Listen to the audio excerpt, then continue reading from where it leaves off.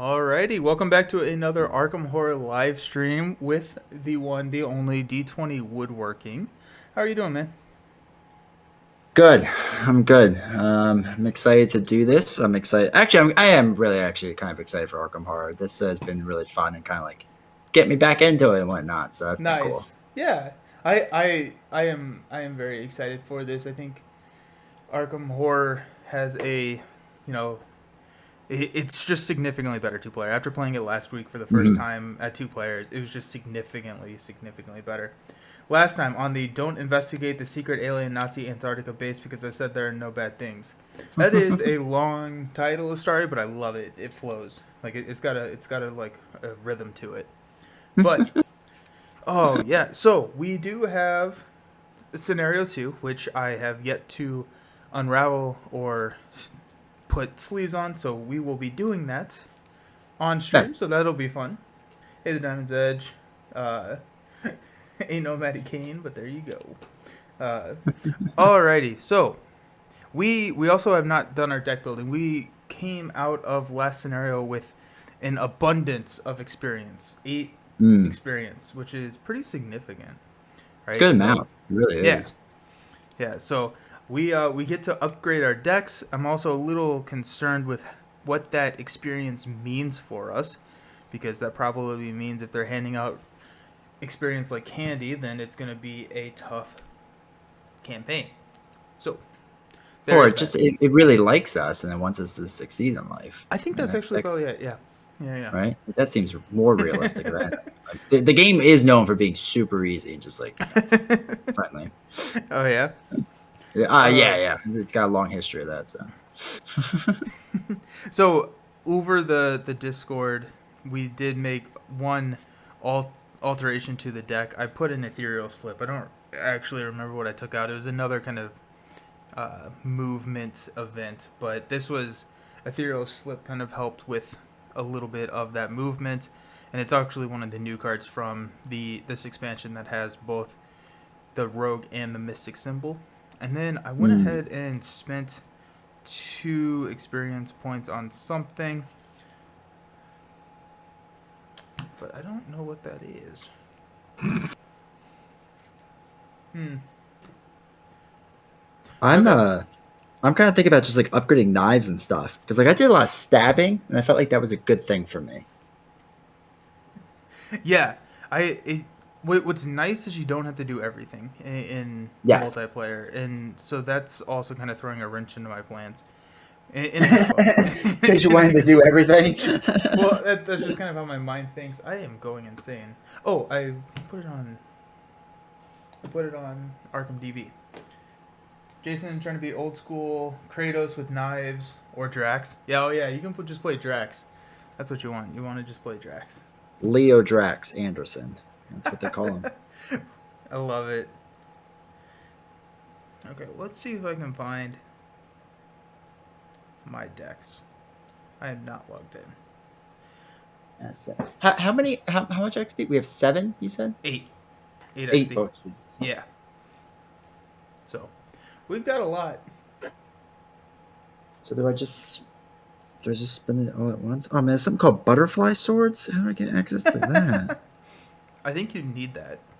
Right? Like, yo, I know my camera doesn't show it super well, but that is badass. That is really cool. You a pirate? Yeah, right? Leo, as a grizzled war veteran turned pirate.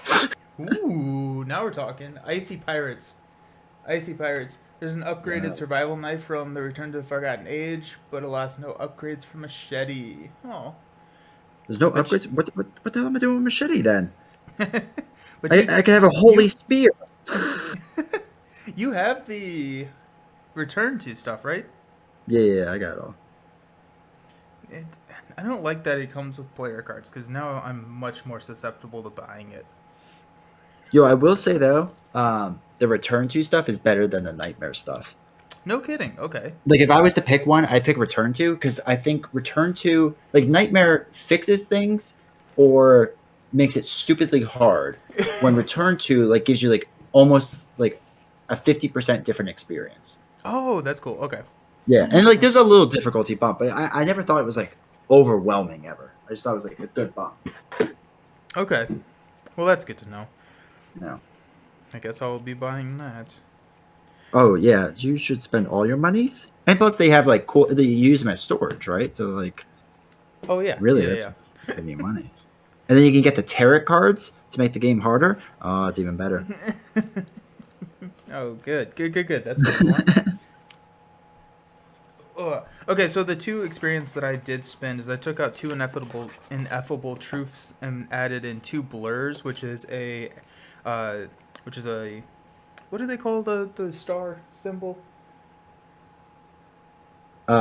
Stars. Oh, we're not Oh, focused. it's Oh, there we are. Yeah. Yeah, I don't remember what they're called. Oh well, but it's what I want. It's what I want. perfect. This is also a rogue card. Alright, so rogue. So this is a level 1 spell mystic slot or whatever. Yep, so it has 3 charges. It says if Blur has charges remaining, you can evade. For this evasion attempt, you can use your brain instead of your feet, and you get +1 value. If you succeed, spend 1 charge, and you can also take an additional action this turn. If you succeed by 0, take 1 damage. So because Jacqueline is able to mess with that chaos bag, I can pretty much guarantee that I don't succeed by 0, which helps me with that damage. But also, you only use the charge if you succeed. Okay. So, and it's a free action. So it's just a really, really good card. Arcane Slut. That's it. Thanks, Maddie. Somebody knows the game at least. Yeah, exactly. And then what I was thinking is that I've got these Clairvoyance because you're going to be doing the stabbing. Yes. And so I figured I may want to lean a little bit more into clue gathering, which, as I think it was Maddie pointed out in our last stream, that everyone kind of needs a little bit of clue gathering ability, but just to be safe. But I think the Clairvoyance upgrade, I upgraded both of them to level 3. That would put me at my 8 experience.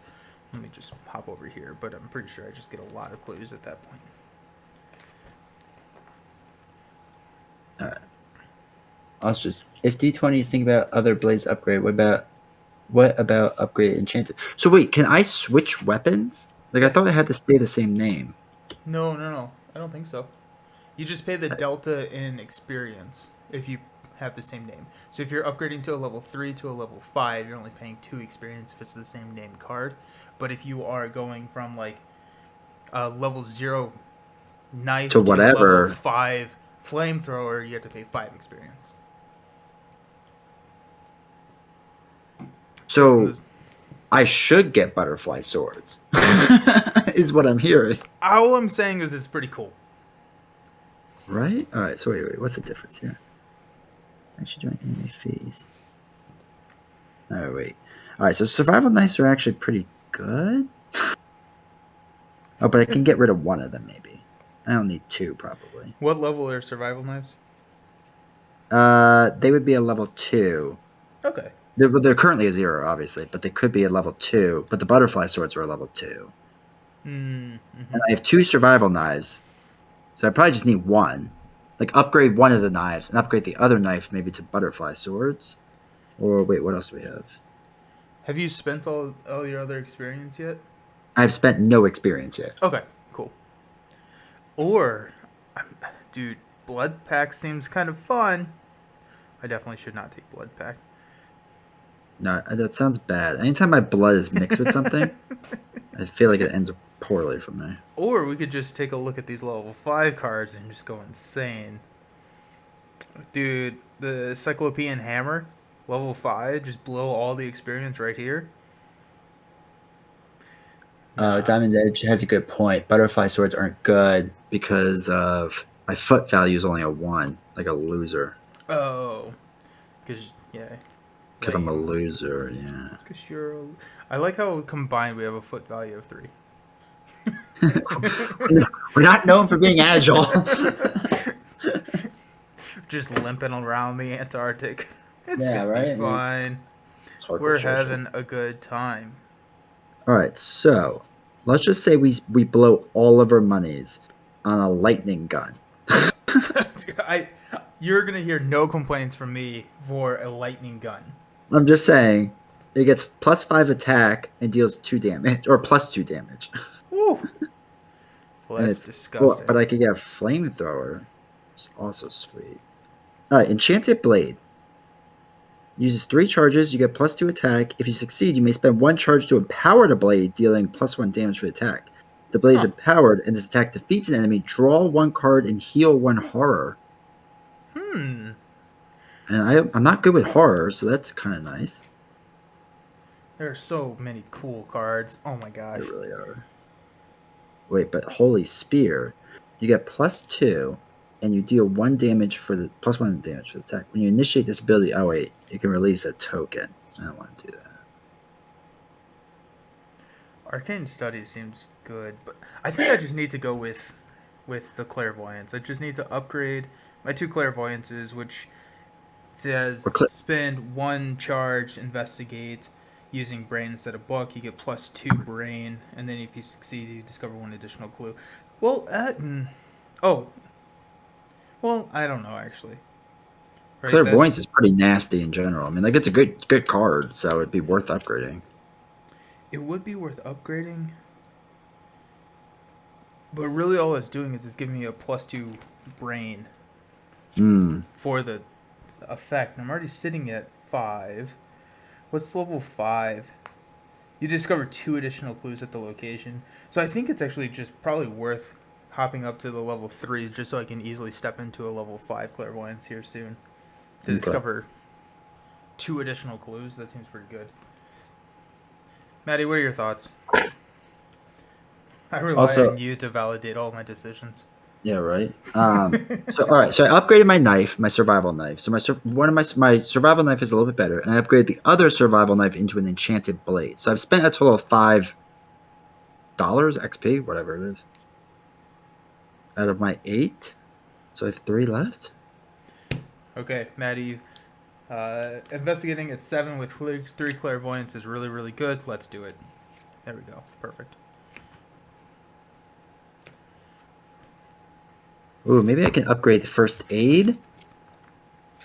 First aid is healing, right? Yeah, so we could heal. It would give us 4 supplies to heal. Spend a supply, heal 1 damage and 1 horror from an investigator or ally asset in your location. So, like, Oh, if our yeah. friends are getting Yeah. hurt, we can help them Yeah. out. All right, I'm spending my last dollars on that. I No like one that a judge me. lot because I forgot that we have to keep them alive and Yeah, healthy. Like we don't even and get to healthy. like yeah. Yeah, they don't heal up.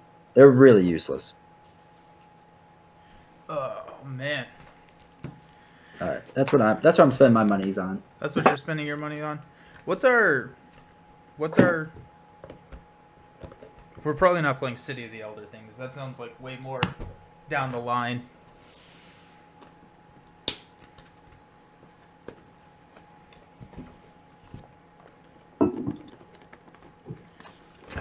I love this Spiral Bound. I'm gonna say it every single time. Okay, so Ice and Death Part 2. Sweet. Well, that's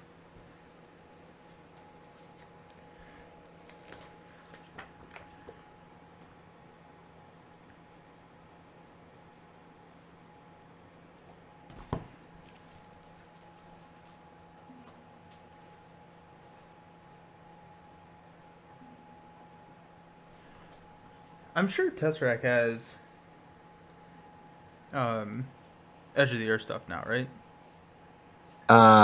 It does. Yeah, it has these fun tokens that I got. Hold on. Where's my camera? Is that my camera? Yeah. So it's like these seal tokens. I don't know what they do yet though, but I have them I like it. just in Uh, case. Diamond's Edge. I prefer Medical Student instead of Upgraded First Aid, but it's not your deck. What's Medical Student? Yeah, what is it? Is it blue? It sounds like an Like ally. yeah, it does. Which I'm not like opposed to. We said that we were using the. Oh, we still have to Uh, read checkpoint 1. all right, so med student is half. Oh my god, you're making me go through my half cards. I don't even know. Oh no, I found them. I found a giant stack of them.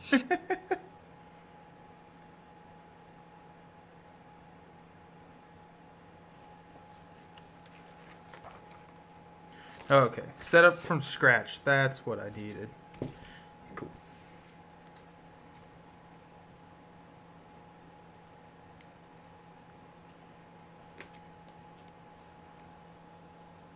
Don't need that. Dude, all of these symbols look the same to me.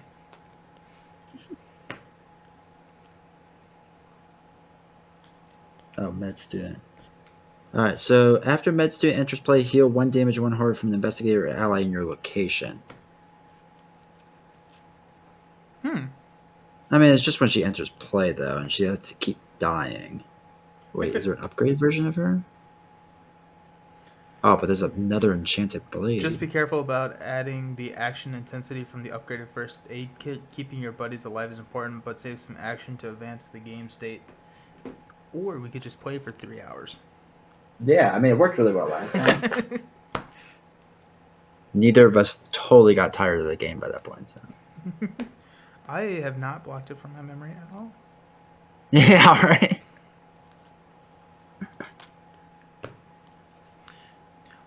This is kind of cool how they did this with different acts and agendas based on what you're doing. Dude, I'm like spoiling this for myself, but all of our friends are enemies. Just like that's the encounter set that I had to pull out. All of our friends are enemies. It looks like that's not good. You don't need friends. Who needs friends when you got enemies? Wait, no, that's all right. Yeah, I think that's how that works. I think that's good.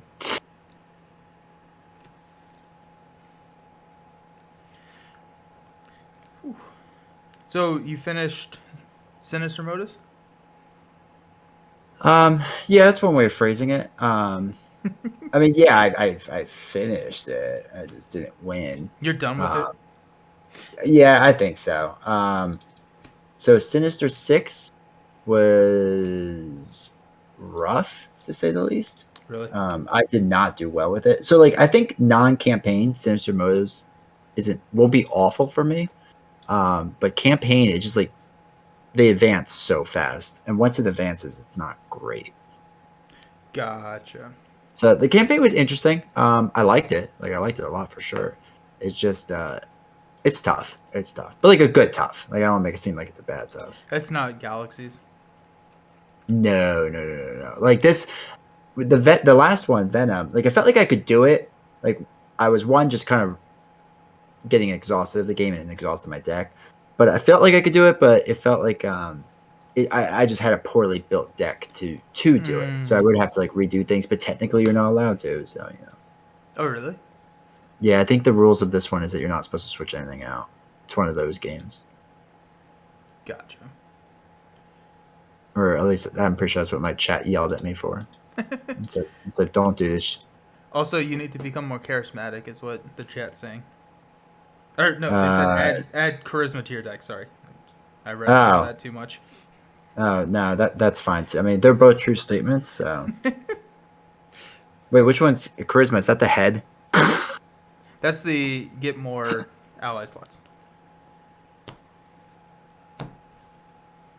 Oh, yeah. Yeah, I guess I need allies. I guess they're important. But it's a Leo. I feel like Leo should be a loner and not have like friends. How many times did you play versus the Sinister 6 on stream? On stream, I believe. So last night was what, 4 or 5 times, and the previous one was another 4 or 5 times. Oh really? So it was. I totally was Ronin not levels. upset. Yeah, Whatever. we're getting into Ronin level right there. But the thing is, like, with Ronin, it's like you lost in like 2-3 rounds, right? Or not with Ronin. this, I'm sorry, Thanos. Let's talk about Thanos. Oh, yeah. Like it felt like one, I had a poor deck built for it, and two, the way the campaign is set up, it gives you an acceleration token right off the bat. That's So that's annoying. rough. So, and then with my campaign, I was set. They started at 3 threat out of advancing at what 8. So next round was like up to 5 already, and it's just like okay. And Ghost Spider isn't exactly good at thwarting, so You have to draw the exact right cards. That's frustrating. yeah. So it was just that. I mean, it is what it is, but Yeah. it was fun. I mean, I will say this about that campaign, man. It was a fun experience through and through. Like I'm really excited I about the really liked reputation it. track. Yeah, it's a neat thing. I liked it. I'm starting with starting on Friday. Oh, who are you gonna use? I think I'm actually gonna go Spider Woman. So I have a fun shield deck that I want to try out with Spider Woman. It's a Okay, leadership justice deck.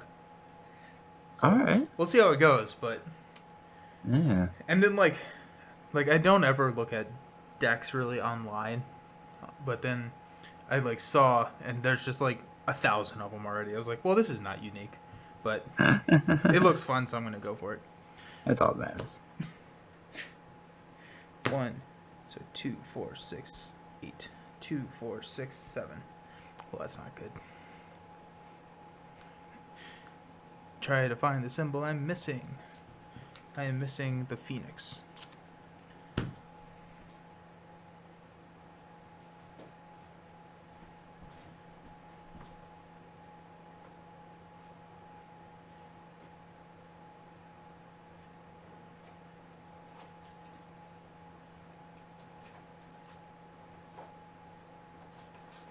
It's almost like FFG saw the flow like water deck and was like, let's make a campaign to directly. Yeah, right. They realized their errors, and they were like, oh no, what did we do? How did none of our playtesters catch this terribly broken card?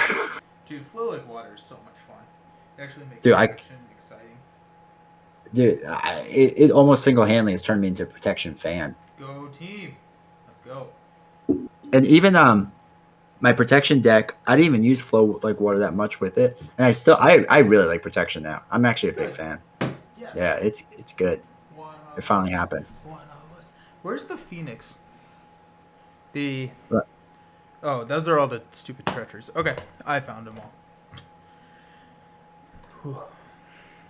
I was looking for like the encounter set that this came out of, like that phoenix looking like bird, and like I'm going through all of my cards. Like, I can't find it; they're already on the table. That's why. oh, that bird. The phoenix in this climate. In this economy? In the ice and death section of the campaign log, find each location under the locations revealed. We're just putting them all in. Several members of the expedition go missing in the night. Find each. I should probably definitely. Did we skip something? Okay, let's read the checkpoint. I'm gonna read the checkpoint. Okay. Okay, so the disappearance 1. Yep. Okay. Your sleep is anything but pleasant. The maddening cold bites at your flesh, and the ever-howling wind plays tricks on your mind, conjuring images of misshapen, inky forms bursting out of the ground and rending your party whole. Just as you are finally beginning to leave such horrid thoughts behind you, the rest is shattered by a startled cry. You awaken to find your camp in shambles and several of your companions missing. To your dismay, footsteps lead away from the relative safety of your camp into the frozen wilds beyond. Find and gather the... It's probably not, actually. I would consider that a setback, yeah. Yeah. Find and gather the story assets corresponding to the surviving member of the expedition team, shuffle them up, and randomly select a number of them equal to your camp's shelter value. Those characters are safe. So we had... Our shelter value was 900, right? Yeah. We went to the camp, right? Barrier camp? There's a 7? I think that's where we went. Barrier camp is a 7, yes. Okay, so we have these peeps. Takara is no longer with us, which is a bummer.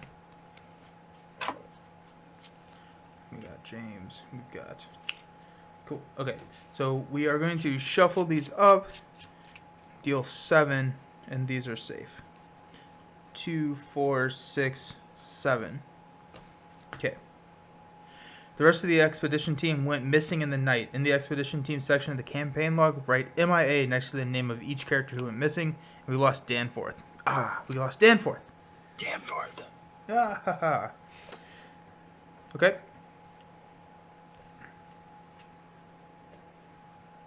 Are you writing any of this down? Because I am not. We probably definitely should be doing that, though.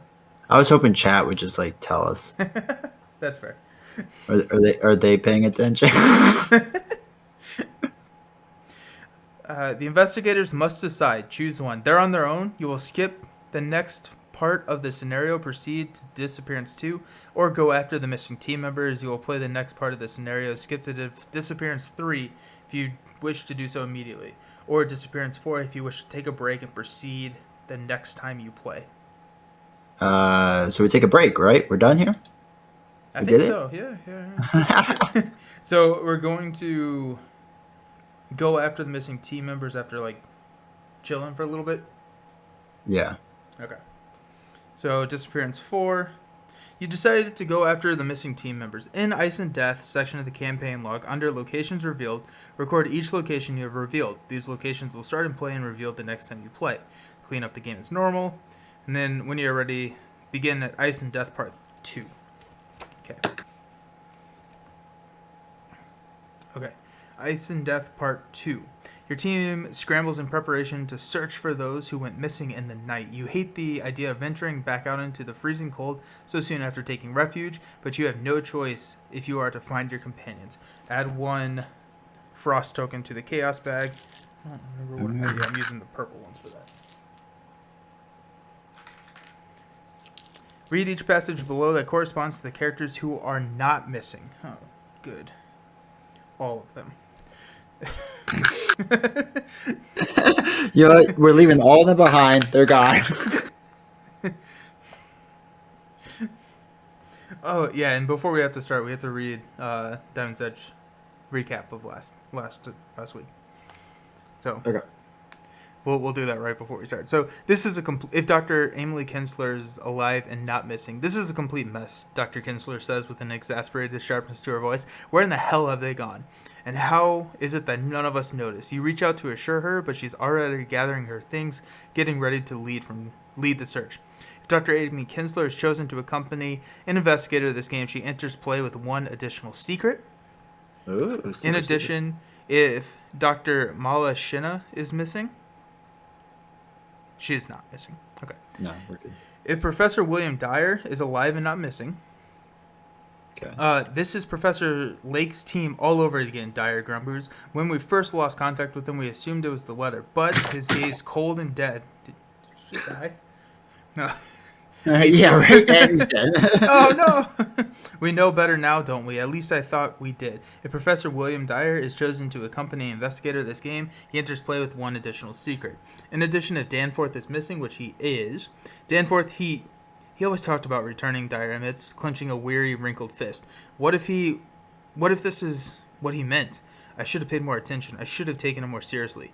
Professor William Dyer must be chosen to accompany an investigator this game if able. So we have to choose the doc. Okay. So, not sure who will take that. Maybe not. Yeah, we'll figure it out. Well, we need him to like stay alive. Is that? I think so. Okay. Unfortunately. If Avery Well, like played... I mean, I was gonna say like I can like heal people, right? So like, well, hopefully heal people. So. Yeah. If Avery Claypool is alive and not missing, Claypool takes the inventory of your remaining supplies. Oh, takes I thought it said he takes the inventory. I was like, what a dick. Come on. Yeah, right? What a jerk. Claypool takes inventory of your remaining supplies, shaking his head as he counts. Nothing's missing, he confesses in disbelief. They took nothing with them. Nobody saw them leave, and there's no evidence they were taken. It makes no sense. You ask Claypool how long one could survive there without supplies.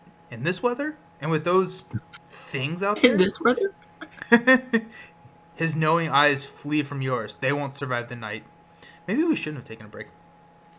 If Avery Claypool is chosen to accompany investigator, he gets 1 additional supply. Ronald Ellsworth is not missing. If James Cookie Fredericks is alive and not missing, Cookie loads bullets. Dude, I love Cookie's vibe. Like, he is just ready to go. Just go. Yeah.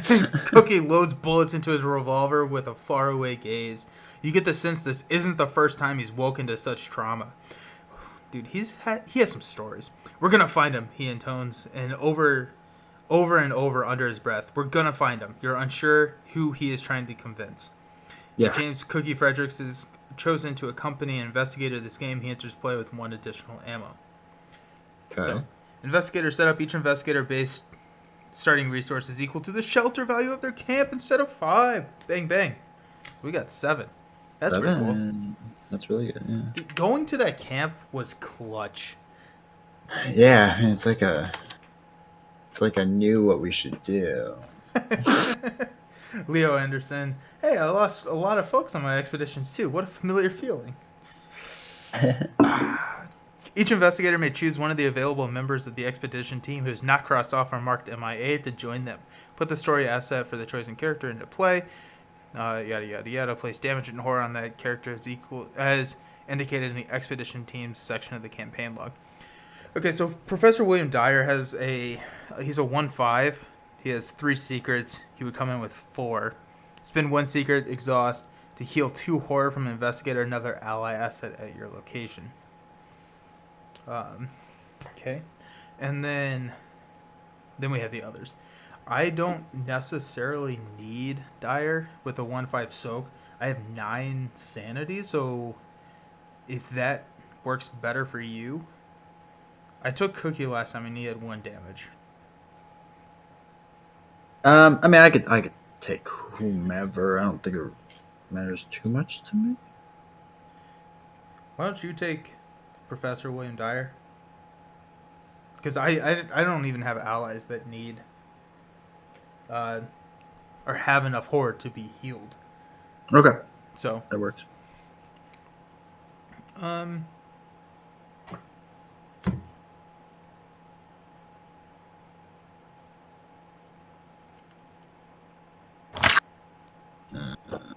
Alright, so we need certain cards, right? Ooh, I kind of like Ronald Ellsworth. So, during an investigator's turn, you can exhaust Ronald Ellsworth and spend 1 supply. Choose a treachery card attached to any location and treat that text box as if it were blank until the end of the turn. With how many treachery cards were being attached, I think that may help us move around the map a little bit more. Okay. And it also, he's a 4/2 soak, so That's pretty good too. he's got a little bit more soak. Okay, directly after playing part 1, set up from scratch. Okay. Yep, so we got all the cards. Build the agenda deck using agendas 4 through 6 and the act deck using act 2. Okay. Agendas 4, 5, 6. Okay. These can be found in the Lost Night. In the Ice and Death section after the campaign log, find each location under the... Yep. Several members of your expedition go missing in the night, but they don't. It's only 1. But I can see how you could think Danforth is several people. So, find each possessed enemy from... Oh, okay. That's what those are. These are the possessed enemies.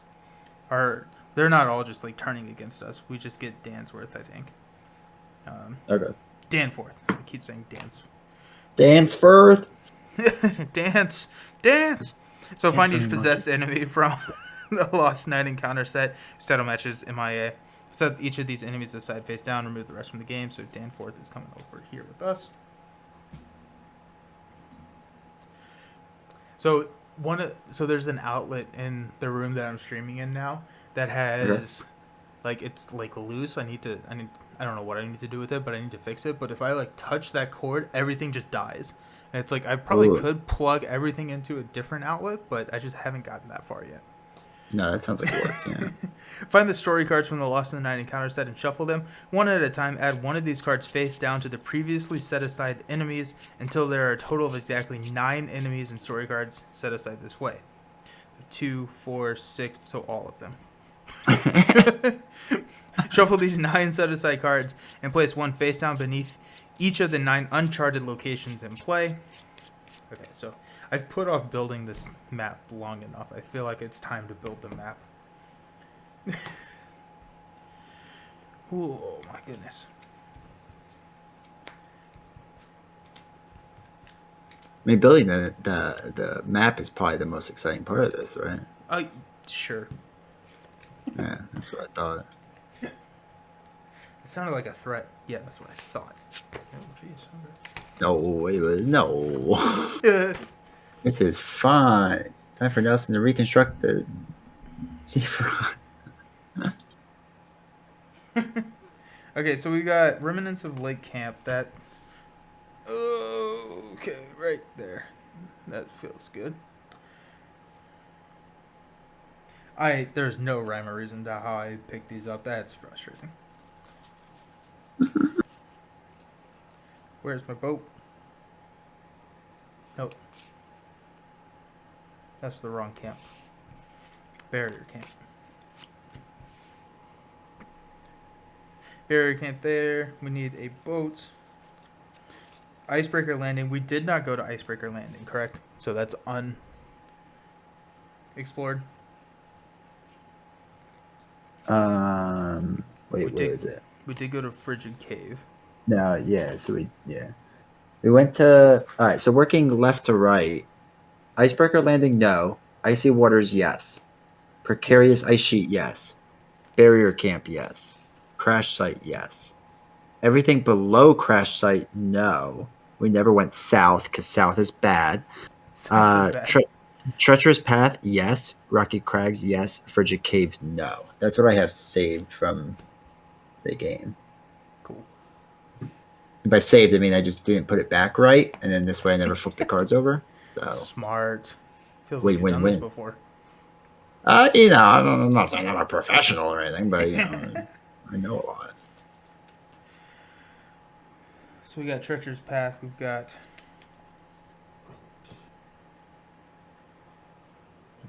Rocky Crags. That goes here. And we got Ice Cave. Ice Cave was yes, right? Frigid Cave. Frigid Cave. No, Frigid Cave we did not go to. We did not go to? That's the top right one, right? At the very top right? Yeah, we didn't go there. It was because instead of spending our money there, we spent it on Barrier Camp. Gotcha. That's right. Make sure that all of this actually ends up in the shot. This is chaos. This is absolute chaos. Yep. You would be really fun. Could I just throw out this idea? If we had, I don't know. I don't know if you can or not.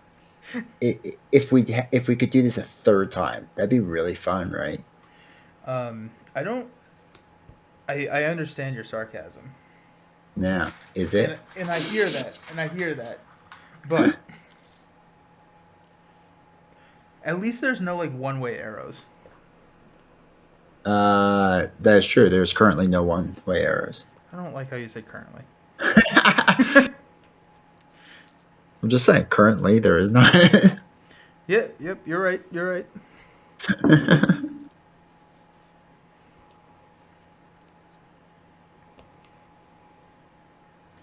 I'm so ready to stab so many people. Is that weird?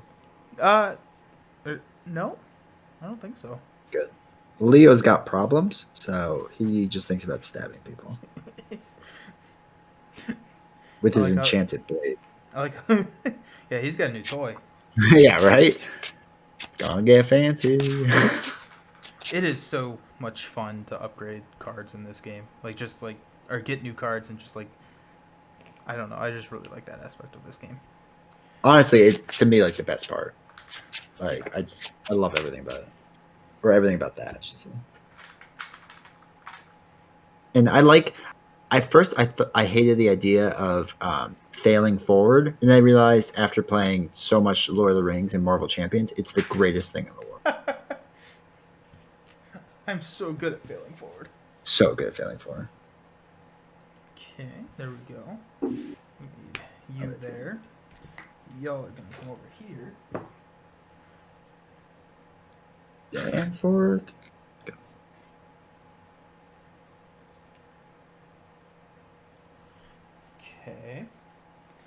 All right, we're getting there. We got Ice and Death here.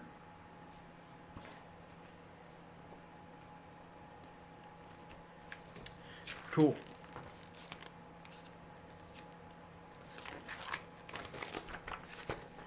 Alrighty, so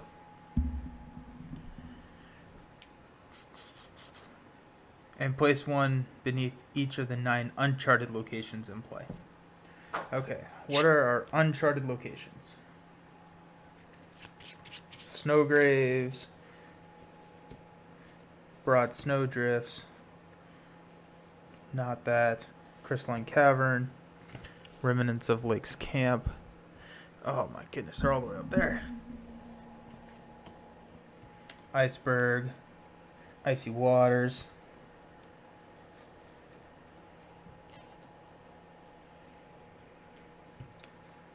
Ooh, barrier camp gets one. I need a arrow.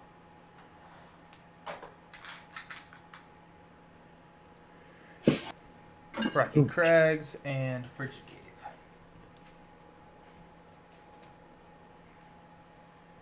Alrighty, cool. We're making our way through it. Each negotiator begins play at the camp. Oh, okay. Cool. Barrier camp. Shuffle each bad weakness card that is not already part of Investigator's deck to form the bad deck, which is over here. I have so many of them. I'm so excited. I think you only have 2, right? Yeah, 2 or 3. I'm not 100% sure. Yeah. Shuffle the remainder of the encounter deck to build the encounter cards to build the encounter deck, which I put somewhere. Where did I put? Uh-oh. Probably here? Yes, here. Definitely here. So here's our agenda. That's gonna go over here. Make sure that's all on camera. Icy Death is gonna come over here. Okay. You are now ready to begin. Do you want to read Maddie's recap? Is it on Discord? Yeah, it's on Discord. All right. The general section, right? Yeah. Okay. Maddie's recap. D20 Woodworking is the greatest streamer and card player I have ever seen in my entire life. He blows me away with his amazing skills. Okay. Yes. That was yes. a great intro, Maddie. I remember that. Yeah. All right. Here we go. I guess I should move my mic over. Okay. Wait. I have 2 screens. Don't be a jabroni. There we go. All right. Let's gather around. It's that time of year. We're back at Arkham, and just as I fear, it's time to suit up. It's gonna be cold. In Antarctica, if I may be bold. But please do not fear, because Nelson has help.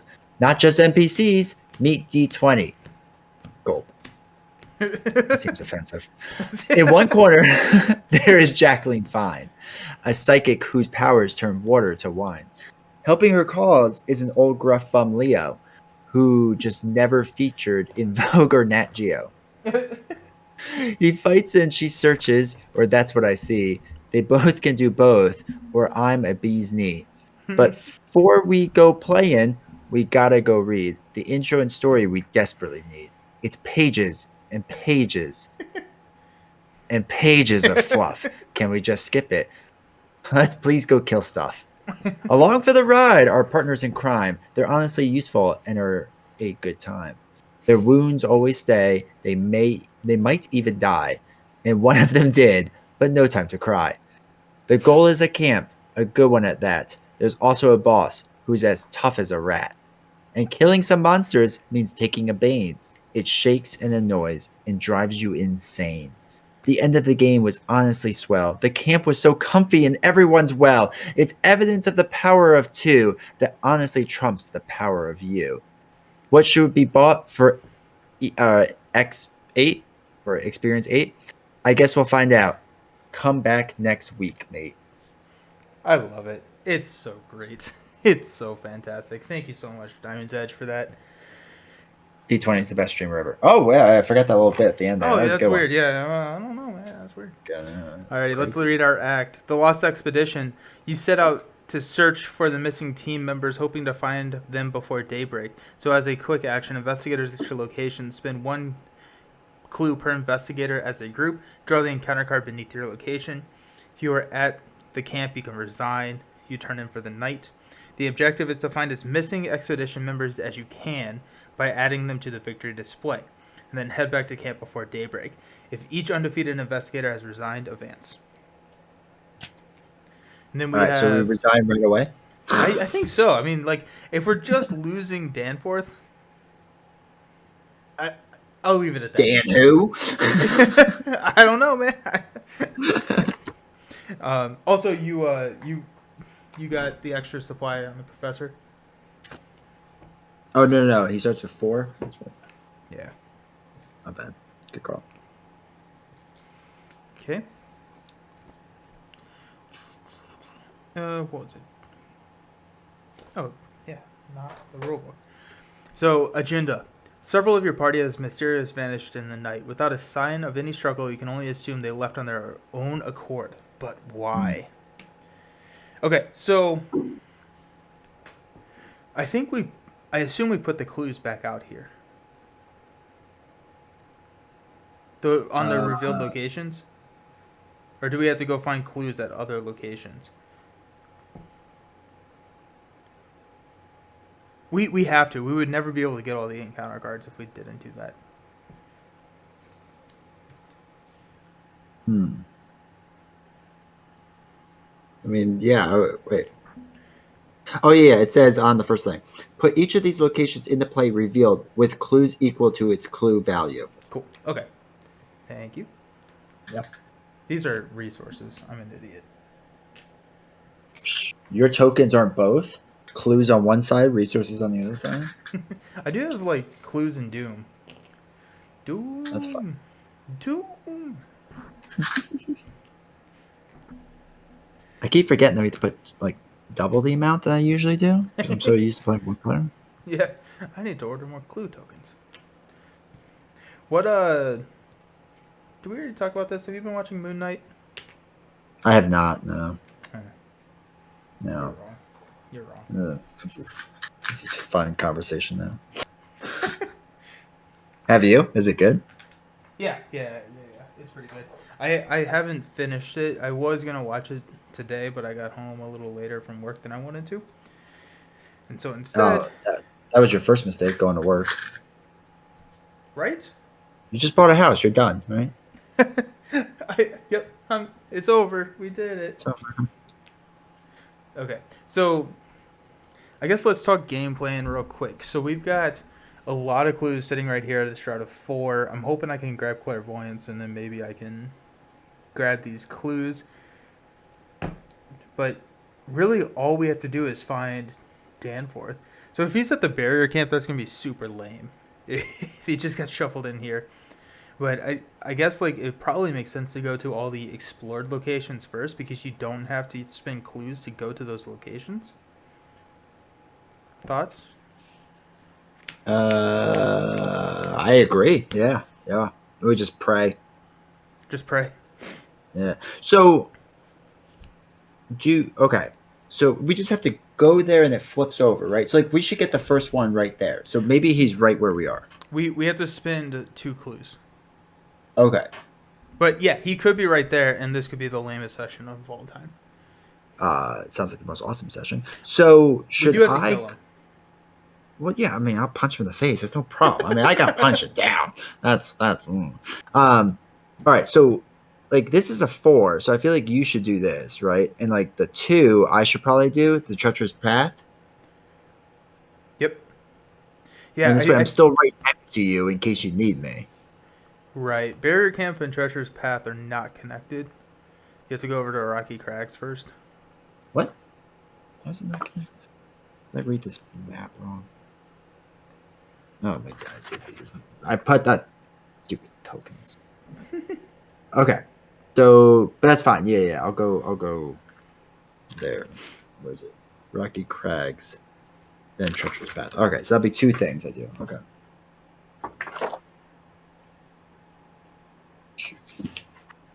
Okay, I'm going to... Because I think we need Clairvoyance here. I'm going to mulligan hard for Clairvoyance. I'm going to keep Crystal Pendulum. Got Parallel Fates, Ethereal Slip, Perception, and Water Protection. I'm going to mulligan all 4. Got Robe of Endless Night. That's good. Astral Travel, which can be really good because that can help me just hop over to you. Treachery, which will get mulliganed. Draw into the Flame. Treachery, which will get mulliganed. And Parallel Fates. Okay, so... how does mulligan work in this game again? So if you draw a Treachery card, you automatically set it aside. Mulligan works by setting aside as many cards as you want, and then drawing up to your hand size and then shuffling it, which is fine. Okay, that's perfect. Yeah. So, so I do like how they have a different mulligan rule for every single one of these games. Right? It's nice to keep track of it like that. It's like, okay, you don't discard your whole hand, that's Lord of the Rings. They don't go in your discard pile, that's Marvel. Okay, now I know. I know what we're doing here. So confusing. I'm not built for this. I straight up may spend actions just drawing cards, trying to get that. Yeah. Like, I need it, so. Yeah, as well. All right, you first player? Am I first player? Can we switch lead investigator? Or are you just always lead investigator? You're a lead investigator. Oh, okay. All right, that doesn't mean you go first, but that's just... Well, do you want me just to... I mean, I'll just going to use 2 turns to run over to Treacherous Path, and then I'll just, like, search with my book skills. Sure. Yeah. So actually, I'm going to run over to Treacherous Path, so that's 2. And then I'm actually going to play Flashlight, which is going to give me -2 Shroud somewhere, and pay for 2, and that's going to be the end of my turn, so... Nice. Okay. I'm going to spend 2.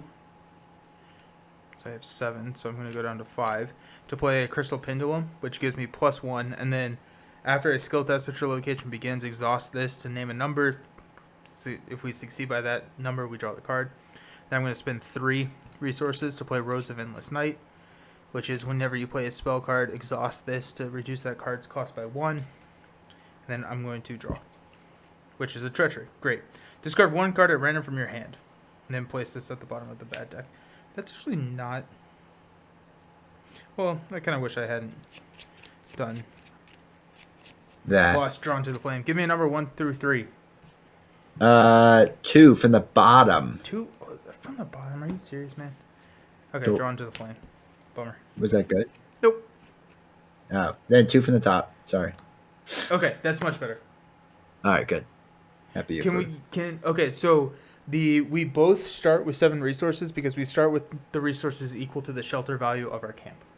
That was a special rule in this setup of this game. Nelson cheated. Yeah, no, and that's basically what happened. Okay, so...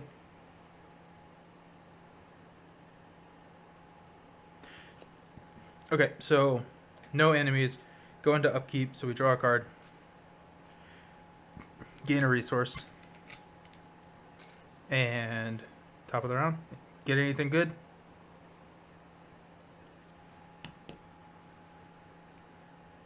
No.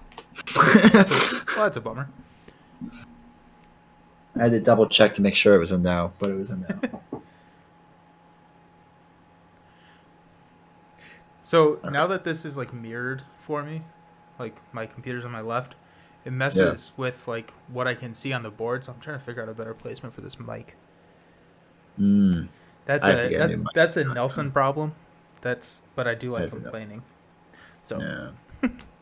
I know. I have to get a new mic because this mic is terrible. So I have to get a new mic, but I also need to get a new computer and probably new cameras and probably a new house. So if you add all of those together, then it really doesn't feel like you're spending that much on the computer and the mics and the camera. Yeah, when you look at it in the perspective of buying a new house. That is true. So there's that. So I'm going to tell my wife that. I think she'll like that. So yeah, just don't tell her. I said it. Oh, I'm throwing you under the fence like right away. No, that's fair. Yeah. Okay, so at the top of the round, we're placing 1 Doom on a Harsh Wind Blows. You are lead investigator, so you get... Ooh, hey, you got a Skittering Nonsense. So when you would defeat Skittering Nonsense, shuffle the top card of the bad deck into your deck without looking at it. And it's a 2/2/4/1/1. I'll let you deal with that. You got any knives? Not yet. I wasn't thinking I was gonna get a freaking skittering nonsense yet. All right, there it is. And then mine is 0 visibility. Put 0 visibility into play in your threat area as an additional cost for you to leave a location. Oh my gosh, I had this last time. Then I have to test feat 2. If you succeed, then we discard 0 visibility at the Okay. end of the turn. Okay, well, sounds like I am staying here for a while. Question. Oh, what's up? When I play a card, is that an attack of opportunity? Yes. Wait. Okay, what happens first? Does the card get played, or am I attacked before the card is played? This Maddie. oddly kind of matters, Maddie. Help. I think you get attacked before the card is played. No, that doesn't make You know any what I mean? sense, though. right? Because I feel like the opportunity should happen Yeah, because I got it's a attacked. reactionary. That is Yeah. me not knowing the rules, but me just guessing. So, Actually, that doesn't matter as much as I thought it was. Never mind. So that, apply first yeah, before the card. okay. So, you want me to go first? Yeah, sure. So I'm gonna play survival knife, but I'm gonna get hit in the face for 1/1. Okay. Oh no! Oh no! Oh wait! I'm gonna put my one. No wait! We don't want to put mental on Professor Dwyer. Never mind. I forgot he's important. Okay. And then I'll just attack this thing, and I'm attacking it for 6 against its 2. Good. Good. Okay. You want a good one or a bad one? Bad one, please. Okay. Well, it is one of those tablets. -3 for each point you fail by. Discard the top card of your deck. Draw each weakness discarded that way. Yeah. Wait. You think a -3 is gonna make me fail? Come on! Yeah. All right, so that's one image onto him. So I'm gonna do the same exact thing again. Okay. And for the third action, we are going to draw this one, which is -4. Wait, I can't math. 6. Oh no, I'm good. Okay, so I Cool. Nice. knock him out. Nice. So you have to draw one of those weird cards, right? Yeah. This is, but without looking at it. So you are taking the purple one. I don't know what it does, but this is the one that you're taking. Okay.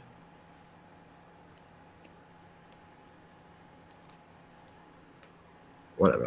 I'll just throw one that looks purple to me in the deck and call it a day. All right. That's all 3. Yeah, that's all 3. Alrighty. So I'm going to spend my first action drawing a card. I'm going to spend my second action drawing a card. I'm going to spend my third action. Ooh, actually. Drawing a card. Oh, nice. Cool. Still don't have that. Any of those cards. Oh, wait. Can I back up for a second? Can Yeah. I cheat? Yeah. Whatever. But Yeah.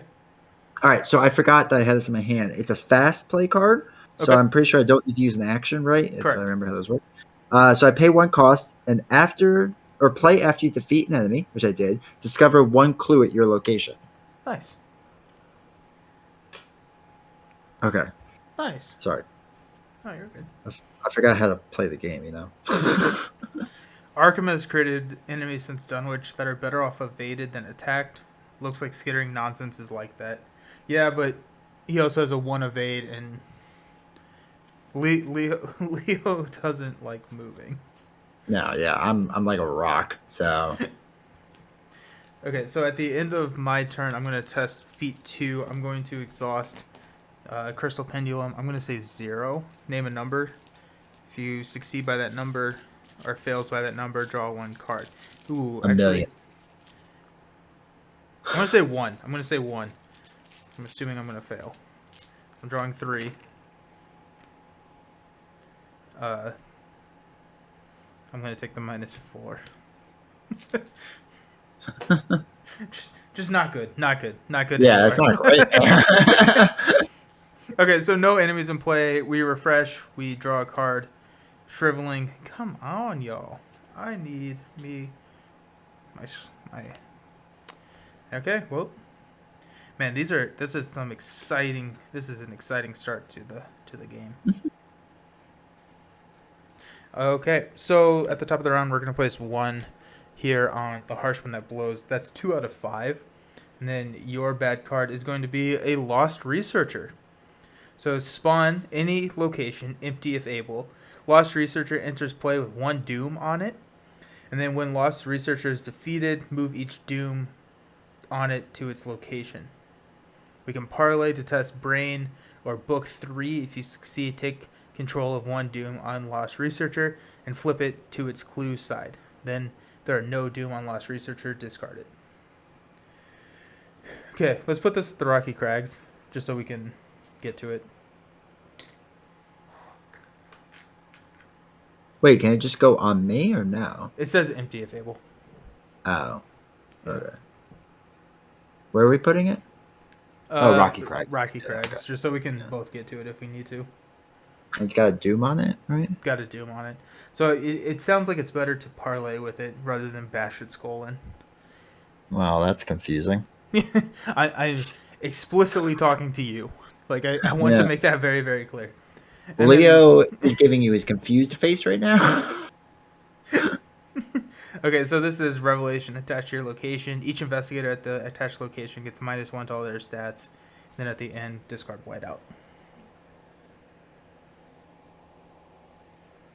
Oh yeah, we also have dynamite and parts and stuff, but that hasn't come up yet.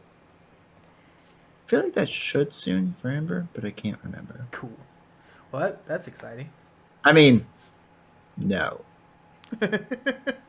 I am not. I'm the psychic here. Sure you are. You should get on that. I may run into the first issue I've ever had with this, and I may need to discard cards. I've never had that issue before. I'm visibly confused. All right. Did you draw up already? I did. Yep. Okay. We're already on investigator phase. We've drawn encounter cards and all that good stuff. Okay. You want to go first or me? I will go first. Okay. Cool. I'm gonna draw a card. Parallel Fates. I'm going to draw a card. Guts. Oh my gosh. Solid. Yeah. So I'm at 4, 5, 6, 7, 8, 9. So I'm gonna have to discard at least 1 card. But I think instead what I'm gonna do is I'm gonna spend a resource and put my. Oh wait, are you kidding me? I'm going to put my Arcane Initiate into play, which allows me to go search for a spell, because I know how to play this game. Okay, I'm going to spend 1 research, put Arcane Initiate. So first, after Arcane Initiate enters play, place 1 Doom on it. Ooh, actually, I don't know if I want to do that. Are you going to parlay with this, bro? I don't understand the words you just said. Like, it doesn't make sense to me. So there's that. But I'm going to try to get this last clue token, and I can try to get the person underneath me. That could be fun. Okay. There's nobody under you. Yeah, I mean, I guess next to me. So I guess I could work my way to go to the parlay guy next, right? Yeah. So I'm not going to play Arcane Initiate then. All right. So I guess my rough thought is I'll get this clue on Treacherous Path. Right. Then I can go to the Lost Researcher, which is the second move. And then I could try to parlay and see what happens. So why don't you... Well, I guess that... We've already started my turn. So I'm not going to play Arcane Initiate just because... I don't want to. Because we would advance if you fail the parlay. Because she enters play with 1 Doom on it. So... Yeah.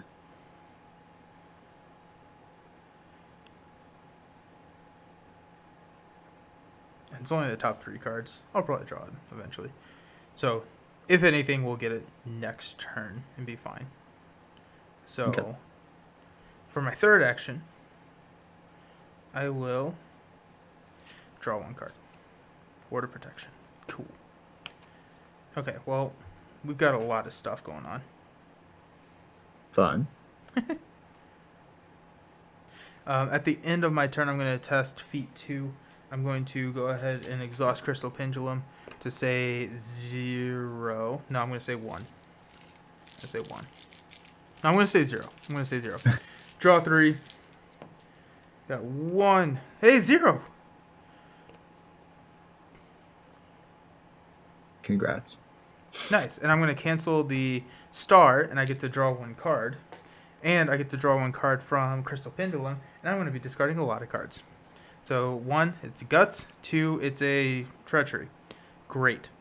Dark Future. Put Dark Future into play in your threat area. You cannot cancel or ignore any bad or good symbol. And then at the end of your turn, reveal 5 random tokens from the Chaos Bag. If a star symbol is revealed, discard Dark Future. Then I guess, like... So... I think, would this still happen? So, like, I just resolved a Force ability. So I actually get rid of 0 visibility. No, I don't. No, I don't, because I'm at -1. I'm at -1. So I keep 0 visibility. So I actually am not... I'm about to draw that card. Okay. Stupid. I'm about to draw that card. Stupid games. Stupid games. Okay, your turn. Okay.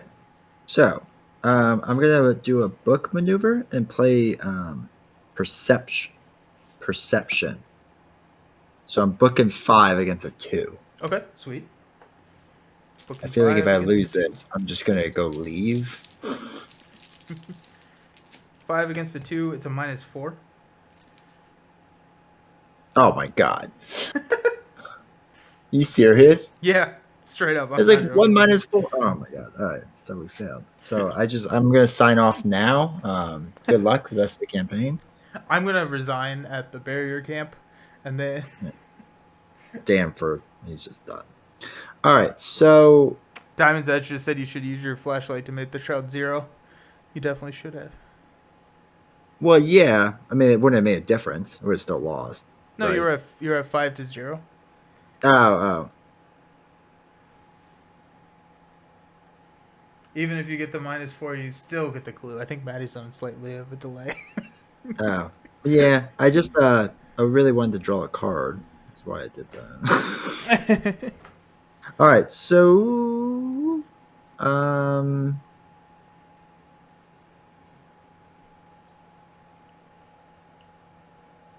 Ugh. All right, I'm going to move over. I'm going to leave that clue for now because I really want to parlay with this guy. Okay. So let's parlay. Okay. So you're testing brain or book? I'm going to test the book. I have another perception to do that with. Okay. So it's 5 against his 3. 5 against his 3. We've got a cultist symbol, which is a -2 if you fail, which you did not. All right, I can finally draw a card now. Ooh, cigarettes. All right, so what do I do? He's my BFF now? No. If you succeed, take control of 1 Diamond Lost Researcher and flip it to its clue side. So you actually get a clue. Got a clue. Wait, I don't remember the song. No. Then if there are no Doom on Lost Researcher, discard it. All right, so he's gone. So you can actually activate your quick ability now if you would want. I don't know if these are bad cards or not. So maybe wait until next turn because you have 2 clues, right? Wait, my quick ability. So the fast action on the act is to spend 2 clues and draw the encounter card beneath your location. Oh. No, I feel like I shouldn't do that. Well, yeah. Actually, I don't... No, wait. Maybe I should, because people attacking me is actually a good thing, because I could do 2 damage when they attack me, and then I attack because of my survival knife. Gotcha. So, like, if it's a bad guy that hits me, I think that's an okay thing. Cool. I think only one of these 9 are bad. Well, it's gonna be Or this is one, it is right? it bad guy? It's gonna be this one. Probably. Yeah. All right, you want to flip it? Let's flip it. Let's see Let's what flip it. happens. What's that could happen? Okay. Bloody evidence. Oh, okay. So you follow a set of footprints through the snow, hoping that they will lead you to a sign, any sign of your lost companions. Sadly, the evidence you discover is not the kind you were hoping to find. Where the prints end, you find an ice pick covered in fleshy, frozen blood. To your horror, a human eye, good gracious, lies nearby, staining the snow red. A shudder creeps up your spine. What on earth could compel someone to do such a thing?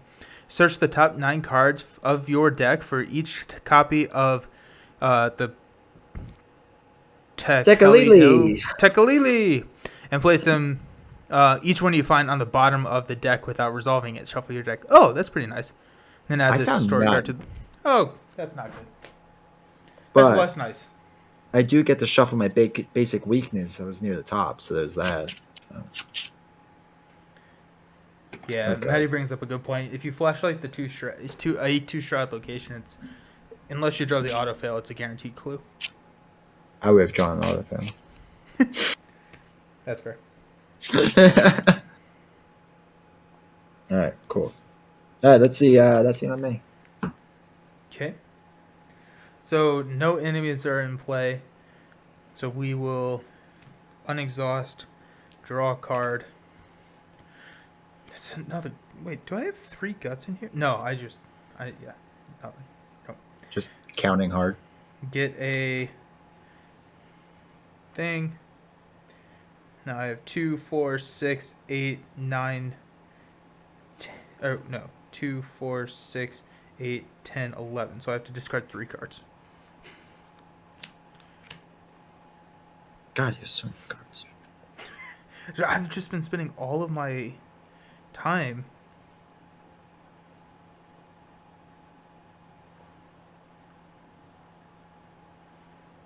drawing cards.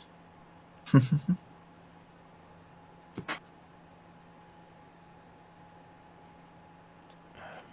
gonna discard 2 parallel fates and a shriveling. And the reason I'm discarding a shriveling is because I think I may be able to get it back with a precedent. So 2, 4, 6, 8. Okay. So at the top of the round, we're going to place 1 Doom on the current agenda. So we're at 3 out of 5 now because you took care of that Doom and I did not play the Arcane Initiate. Sweet. And then, this whiteout is gone. But now your bad card is a Dark Aura. Test Brain 3 for each snow token revealed during this test. Take 1 horror. If you fail, take 2 horror. So Brain 3, got any modifications to it?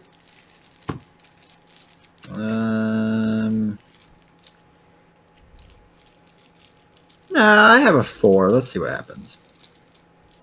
Brain 3, hey, you got your star. Oh, hey, okay. Search the top 3 cards of your deck for an ally asset and draw it. Oh, very cool. Nice. 1, 2, 3. And... Oh! Tetsuo Morley! Give it to me. Nice. And then you get a benefit whenever you get at the start of your turn. You get a benefit to play allies. Correct? Yeah, he's one cheaper now. Yeah. Nice. That's cool. And then mine is Ancient Evils. Place 1 Doom on the current agenda. This effect can cause the current agenda to advance. So we're up to 4 out of 5. So that's a bummer. Cool. Yeah, So that means I can freely play my Arcane Initiate, knowing that we're going to advance anyways, and the Doom will get cleared from her. Interesting. Okay, so because I saw D20 had a dodge in his hand, future note, if he wanted, he could have played dodge to prevent the attack of opportunity when he played the knife. It's good to know for the future. Yeah, I just drew it too, so that's why that's in my hand. So Nice. it's not like it's not like I'm a complete noob. I am. I mean, I am. Yeah. Okay. Can I go first? Yeah, absolutely, dude. Cool. Okay, so I'm going to spend 1 to put Arcane Initiate into play, raising our Doom threshold to 5. Then I search the top 3 cards of my deck. So Dark Future, a Blur. Hey, there's a spell. And Right. a Voice of Ra.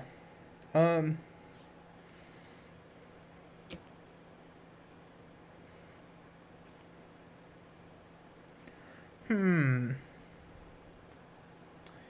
Hmm. Thinking that this blur. Yeah, I'm gonna take the blur, shuffle my deck.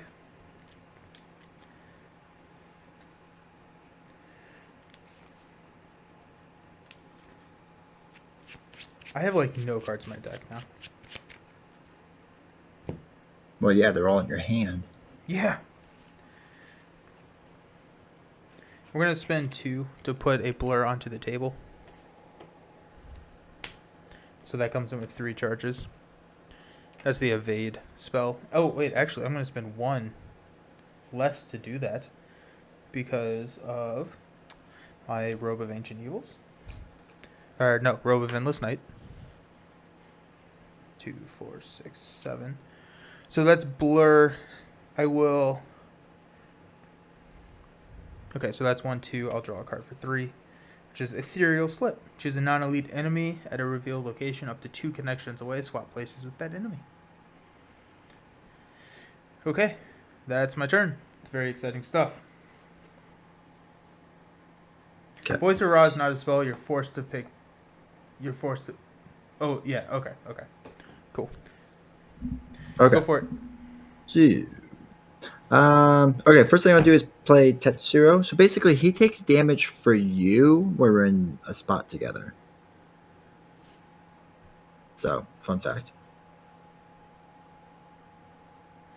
Oh, for like me or for like your Yeah. identity. So when we're together, like he's gonna protect you. Oh, sweet. Okay. Nice. So Big fan of just that. a fun way to play the game, you know. Yeah. Um. Ooh, All right. I need to. So Sorry, I need to do my 0 visibility. Crystal Pendulum. I'm gonna just commit some stuff to this test. So we've got. I'm gonna commit an Astral Travel. So I'm going to test 3 to 2, and I'm gonna say 1 with my Crystal Pendulum. I'm drawing 3. So I'm gonna cancel these 2 minus 1. I passed with 0, so I still pass, but I don't get to draw a card. okay. Go for it. Sorry. That's all right. I passed a foot test. That's insane. Actually, that is insane. Good job. Thank you. Been working really hard on it. All right, I'm gonna. All right, so the first thing was the cop. Second thing is I'm gonna play my lucky cigarette case for 2. Basically, whenever I pass a skill test by 2 or more, which I'm hoping is like beating on things, I can exhaust it to draw a card. Nice. Nice. And then I guess for the last one, we'll use a flashlight to investigate where I am to try. Let's see if we can get a clue, right? Okay. So Shroud of 1, and you're investigating at 3. 3. Yeah, let's see what happens. 3 to 1. Minus 3. Oh my god. Okay. All right, that was fun. Alrighty, so we're good? Yeah, we're good. Okay, so no enemies. Unexhaust everything. Draw a All right. card. So I play a weakness, right? Oh yeah, revelation. Place one of your clues on your location. Ha! Joke's on you, card. Place Got him. Tekalili on the bottom of the Tekalili deck. I'm putting this pink one back in case you're separating them somewhere. Yep. Thank you. Stupid Tekalili. Such a waste of a draw. That's almost like the most hurtful part of that. I drew another Right? Arcane Initiate, so it's 2, 4, 6, 8. So I don't have to discard. And Karakai, are you winning? We're not losing. So that's I like have something. drawn through half my deck. I'm looking for a card, and I have yet to find it. So it's on the it's bottom. going to be at the bottom. Yeah, it's going to be. Well, actually, it was probably the next card, and then I shuffled my deck, and now it's at the bottom. I'm pretty sure Leo has one clue from penning evidence. he had one clue from playing evidence. He got a second clue from not killing that, and then he spent the 2 clues to grab the card under his which the did encounter nothing card. for me. Yeah. Yeah. So I spent that. Yeah. I spent all my monies. Just like real life. The second I get $1, I'm like, what can I spend $2 on? Ooh. Okay, so at the top of the round, we're placing 1 here. Doom, our agenda advances. That. As you journey through the glacial wilds, you stumble across a set of tracks in the snow leading further from the camp. You pause and investigate further. Were these tracks made by one of your missing team members, or by something more monstrous? Choose a face-down encounter card beneath the location. Look at the other side of the card without resolving its text, and return a face-down beneath that location. That's like a good thing. Yeah, that is a good thing. Okay, I'm down with that. Which one do we want to look at? Probably one of the expensive places, right? Like Frigid Cave or something like that. Ooh, I like that. To see if we have to go there or not. So Frigid Cave is a madness inside. Okay. So we know it's not the dude. Yeah, we just don't we don't want to go there. Oh yeah, it's not good. It's a victory 0 as well, so we don't need to do that. I wonder if we're just not going to get any victory points from this scenario. Maybe. That's why we got so much from the last one. Game is like, we sent you the false sense of security. God lured you to false sense of security. I only have 1 ally slot, right? Yeah, you can only have 1 friend. Can I discard an ally to play a second ally? I don't know. It's a good question. I mean, I don't see why not. Just have them like wander off in their own directions. Be like, good luck, buddy. You go look over there. So the chill of night, the low-hanging sun dimly illuminates the Antarctic night. Gray clouds cover the sky, threatening an icy storm. And we have a threat threshold of, or a doom threshold of 5. Yeah. Yes, you can dump your ally for another. Okay. Cool. I hope I don't have to do that. I'm gonna have to do that. Yeah, I don't know. I feel like at this point we're in the sunk cost fallacy, right? I'm gonna draw that spell eventually. I mean, yeah. You kind of have to, right? At some point. Right. Okay. We have to do bad cards. So your card is Ice Chefs. So test feat 3, and then for each frost token you reveal during this test, take 1 damage. If you fail, take 2 damage. So you got feat 3. So you got 1. Yeah, let's go. 1, baby. Can I stab the ground or something? Is that a move I can make? Oh shoot! Oh! You're right, Maddie. So it's exhaust Arcane Initiate to search the top 3 cards of your deck. For some reason I read that as like force. When she enters play, then you search the top card. So, alrighty. Hey, you got a 0. That's nice, right? So I failed by 2. That's pretty cool. Yeah. So you take 2 damage. Womp womp. Okay. Okay. And mine. Does that mean I got like frostbite? Skittering Nonsense. So this is a hunter. When you defeat Skittering Nonsense, shuffle the top card of the bad deck into our deck without looking at it. Bummer. Is there any way I can come to you and fight that thing? But if it's in your play area? It's an action to engage it. Okay, so an action to move, an action to engage it, and then an action to kill it. Yes. All right. I can kind of do that. And I think that's how that works. All right. Well, chat can let us know. Yeah. Alrighty. You wanna go first with this skittering nonsense over here? Yeah, I'm gonna throw it some fresh meat so that it gets excited to attack you. Oh. Does that sound fair? Is that how we're doing this now? Yeah, no, I thought that'd be nice and cool. So, yeah. Okay. You can attack an enemy engaged with someone else, but if you fail, the investigator engaged with the monster takes damage. Okay, and we have to hydrate. Okay. Cheers. Cheers. Okay, so that's interesting. Both of you get hydrated. As I drink my Dr. Pepper Zero Sugar. That's definitely Ooh, helping to I'm hydrate. drinking. I'm drinking Coke Zero. Does that Oh, help? nice. Yeah. Look at us being healthy. I'll redeem it twice for fairness. Another hydrate. I think we both have to drink again. Oh yeah, no, he just messed that up. Okay. So, what? It's got 2 life, right? It's got 2 life, yeah. And it's a 2 attack. Okay. So first action is I will move over to you. Okay. Okay. Next action, I'll punch it in the face with a Okay. 6. And I'm going to use my ability now that you're at my spot. Okay. So let's do this. So after a skill test at your location begins, exhaust crystal pendulum. Name a number. If this test succeeds by that number or fails by that number, draw 1 card. And then I'm gonna draw 3.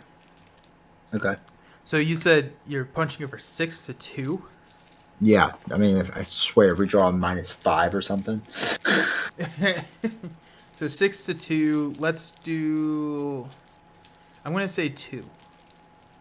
Okay. Yeah. Okay, so reveal 3. 1, 2, 3. The cultist is a -2. Yeah, so we're gonna pick the -2. Okay. So you still pass. Then you Okay. succeed by 2, so I get to draw a card, Sweet. which is another Astral Travel. I Oh don't. wait.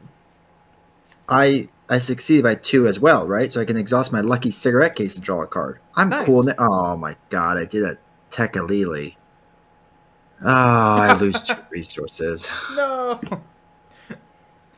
No. Stupid cigarettes. This is why they're not a good thing. They give you cancer. More hydration. More hydration. All right. So did you do? How much damage did you do to it? Just 1. So I have my last thing to do, so I'm gonna attack it again with another 6. Okay. Cool. And a 6, and we are drawing a. Ooh, this is a frost token, which I think is -2, right? -2, and draw another one. Yeah, I think so. -1, draw another one. Oh, even better. Okay, I'm swinging for 5. Swinging for 5, and it's a 0. Perfect. It's dead. I appreciate you. You get a Tekalil. Oh yeah, that's cool. Which is discard 1 card at random from your hand. Is the one that you just drew. Thank you. That's a good one. I like it. Thank you, sir. May I have another? Yeah, right. Jeez. The Diamond's Edge. Yes, I can use my lucky cigarette case. Oh crap! Oh, you used my emotes. Oh, nice. Oh shoot! It's like you. Yeah, That's I named me. That's great. That's fantastic. Okay, so we're gonna start. We're gonna exhaust Arcane Initiate to search the top 3 cards for a spell. We got Perception, we got Unexpected Courage, and we've got Blur. So we'll take Blur, I guess. Dude, this is insane. They're in here, right? I don't know. Yeah, they're 1, 2. Okay, yep. So I'm looking for 2, 4, 6, 8, 10, 12, 14 cards left in my deck. Surely you could find it. I am moved into my new place. Yep, I moved last Friday, so we're in the new place. We are. If everything is not blurred, then you can see the chaos that this room is in. Pretty much the only thing in order is what you see on camera, excluding Which is all it me, needs. because I am definitely not in order at this point in my life. Okay. So we got 2, 4, 6, 8, 10 cards in my hand. We're gonna toss a blur easily. Okay, I guess we'll draw a card, which is Unexpected Courage. That's kind of nice. We'll draw a card, Arbiter of Fates, and then we'll spend 3 resources to play Arbiter of Fates. Okay. Dude, they're in here somewhere. 2, 4, 6, 8, 10, 12 cards. We're looking for it.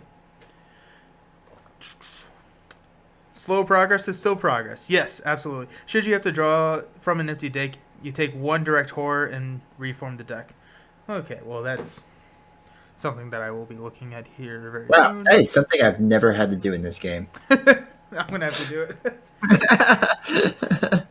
Moving states in America baffles you. You live in Northern Ireland. We're tiny. Our whole country can fit in most states like 2 to 3 times. Yeah. Yep. And I moved an hour and a half away. And actually, so I'm really excited about this. So, side tangent. Everyone. Mm-hmm. So, I thought that my drive. So my commute from my old place to work was like an hour 5, hour 10 when I went in. Okay. And depending on traffic. And I thought my commute was going to be an hour 5, hour 10, but it's taken me like 57 minutes. Like each day that I've gone in, which like is still a long time, but it's significantly better. Yeah. Like, for sure.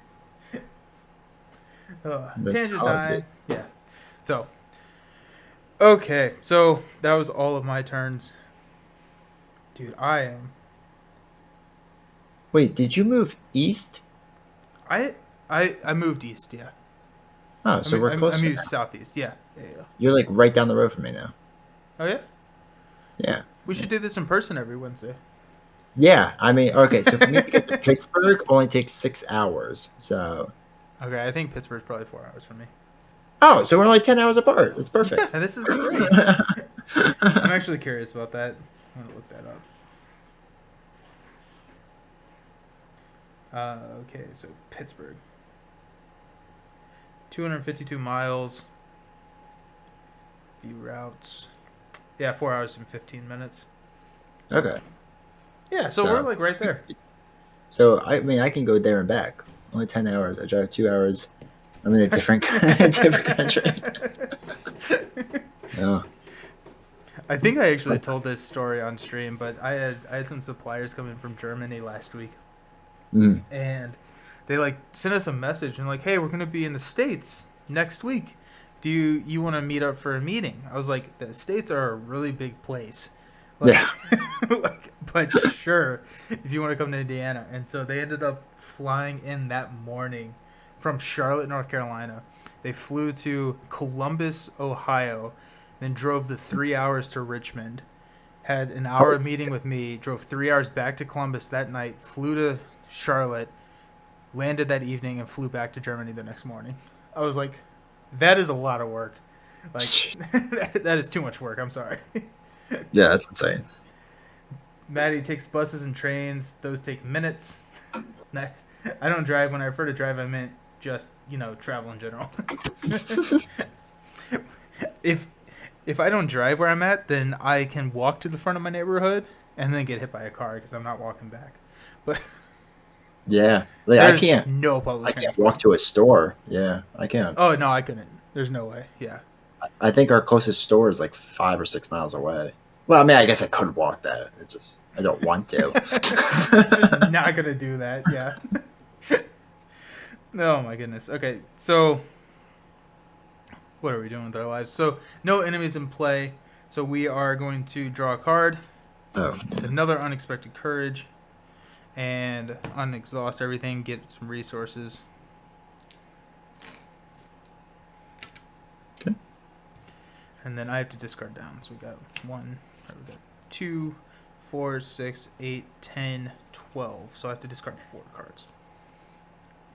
So, by Blur, by Astral Travel, by Arcane Initiate, and Ethereal Slip. We'll get there. To be fair, I have friends in the States. I have to do all the traveling by planes, trains, and automobiles. I think about it. The train I'm getting to Dublin is 2 hours and 10 minutes, and I have to store like It stores like all around you. I live just outside the center too. You must be from Northern Ireland. Nice. Oh man. Alrighty. Okay. So, we ready to go to the top of the round? Yeah. I've done nothing but draw and play assets this turn or this I game. have punched so many things. Okay, so one doom on the agenda. Your bad card is a Frenzied Explorer. So, Frenzied Explorer enters play with one doom on it, and then when Frenzied Explorer is defeated, move each doom to its location. After you successfully evade Frenzied Explorer by 2 or more, take control of the doom. And then if there's no doom on Frenzied Explorer, discard it. And it's a 2/2. Bro, I'm gonna tell you right now, I'm not gonna evade it. I actually may engage it. So Maddie, Oh, can I engage an enemy that is engaged with another player as an action, or does the enemy have to be unengaged for me to spend an action to engage it? Because if that is the case, then I can engage, I can evade, and I have this blur, so I'm evading with 6 to 2, and then I also have guts, so I can draw cards. So it's net -1 card, which is fine if we can do it like that. Yes, engaging an enemy from someone else takes an action. Okay, sweet. So let's just do that. okay. Well, let's see what I cool. draw. I drew a Polar Vortex attached to your location. When you end your turn at the attached location, each card you control with health, including your Investigator, takes 1 direct damage. And then at the end of the round, discard Polar Vortex.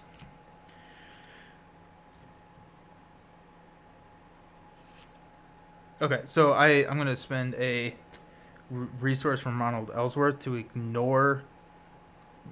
choose a treachery card attached to the location. Treat that that card as if it were blank until the end of this turn. All right, so we don't have to worry about it. Yeah. So I'll spend 2 basically because they're fast actions. So Okay. I'll ignore it on my turn and then I'll ignore it on your turn. Okay. All right. Cool. Okay. So now I'm going to spend 1 action to engage your Frenzied Explorer. Thank you. You're welcome. I am going to evade using Blur. So Blur has charges remaining. Evade.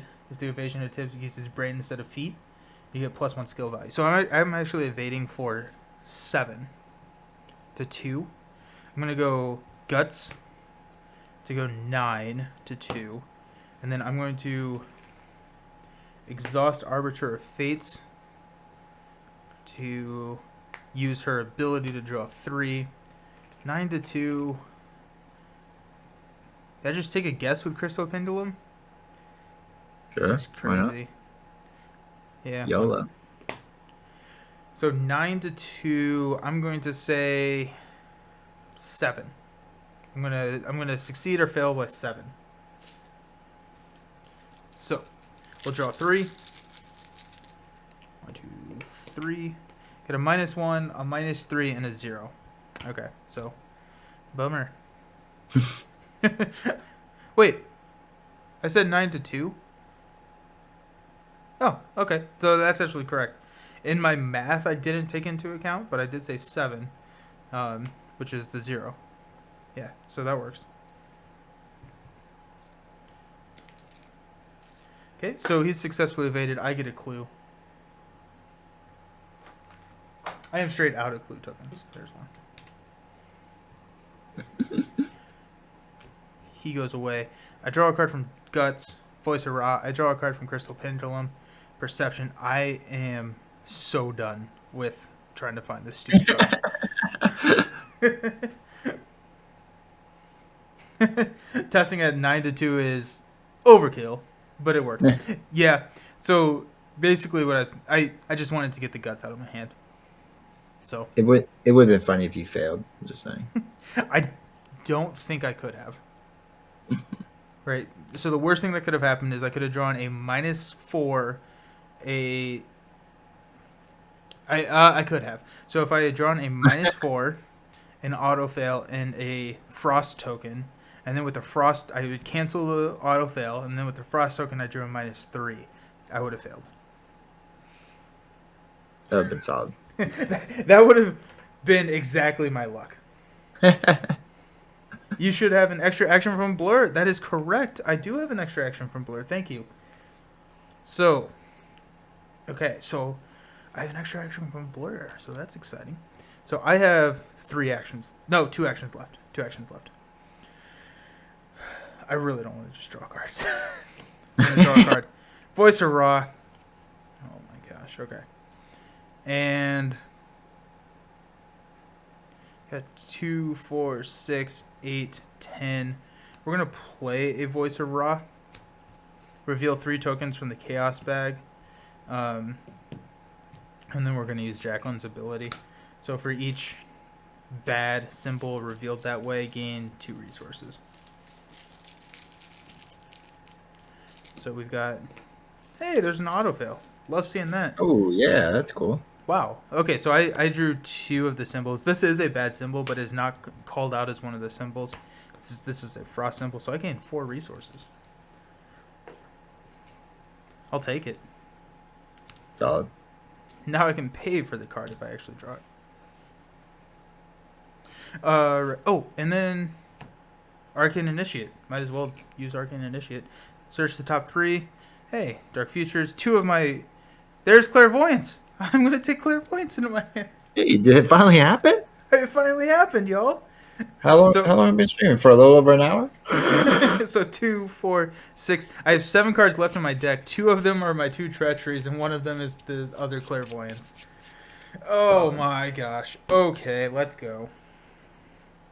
Jeez, okay. I have too many cards. Go for it. Okay, so I guess important talks. What should I do?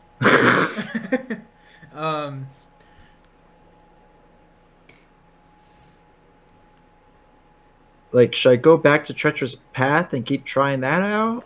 I see Waters is over there, and that's the Shroud of 2. Oh, And go there instead and start working on it? Yeah, Okay. probably. All right, that sounds good to me. So use 1 action there, and let's start booking. So I'm gonna use investigate. We'll use the flashlight for the first one. Okay, so you're 3 to 0. Yep. And you got a +1. Of course I did. All right, cool. So I got 1 of them. That's cool. Oh wait, so I never refreshed my cigarette case. I don't think. So I succeeded by 2 or more, so I draw a card. Nice. Okay, so the next one we'll do flashlight again, ending my flashlight's ability.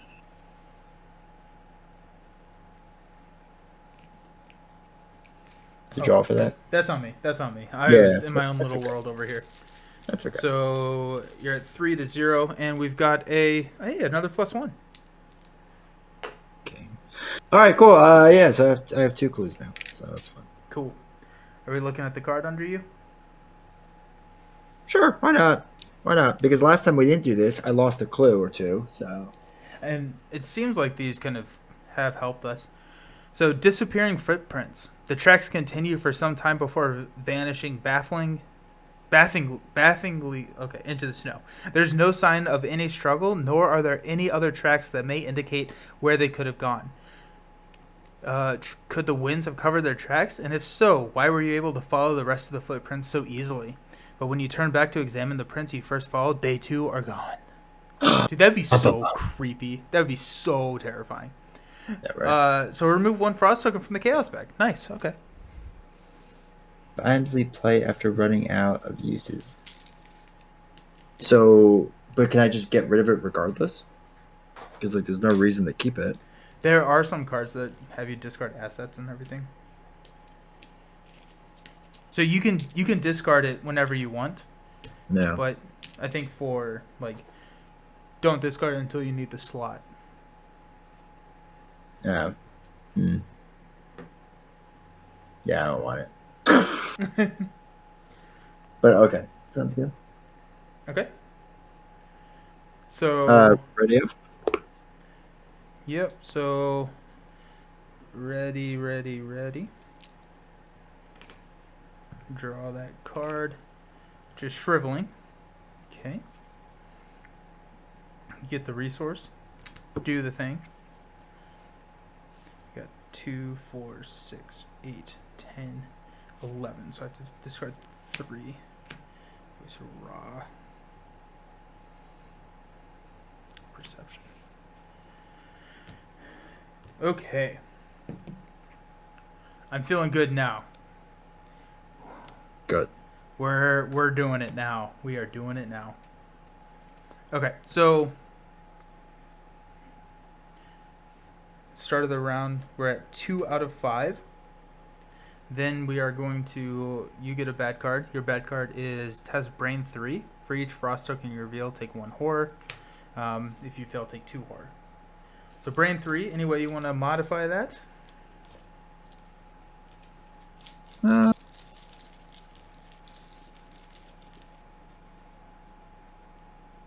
you know what? I'm going to throw out 1 card for it. So Brain 5 total. Autofill.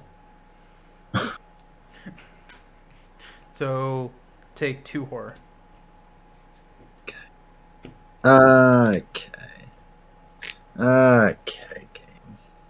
How are you doing on that horror over there? Well, it's fine because Professor William Dyer is going to heal my horror soon. Okay, good. So. And my bad card is Ancient Evils. Place 1 Doom on the current agenda, and this can cause it to advance. So we're at 3 out of 5 now. Okay. Okay. Now we're into our turns. Or you want to go first? Yeah, I do. I really do. Okay, that's fine. Okay, so we're going to spend... first, we're going to exhaust Robes of the Endless Night. We're going to spend 3 to play Clairvoyance. Clairvoyance comes in with 3 charges. And I'm going to then spend 1 charge, Investigate. And I get 7 to 4 is what I'm doing here. Mm-hmm. And I'm going to go ahead and throw Guts on it. So I'm going 7 to... Yeah. I don't actually want to draw cards. So I'm going to throw an Unexpected Courage on it. Okay. No, I'm going to throw a Precedent on it. So 8 to 4, so the -4 still saves me. So we're going to exhaust Crystal Pendulum to say...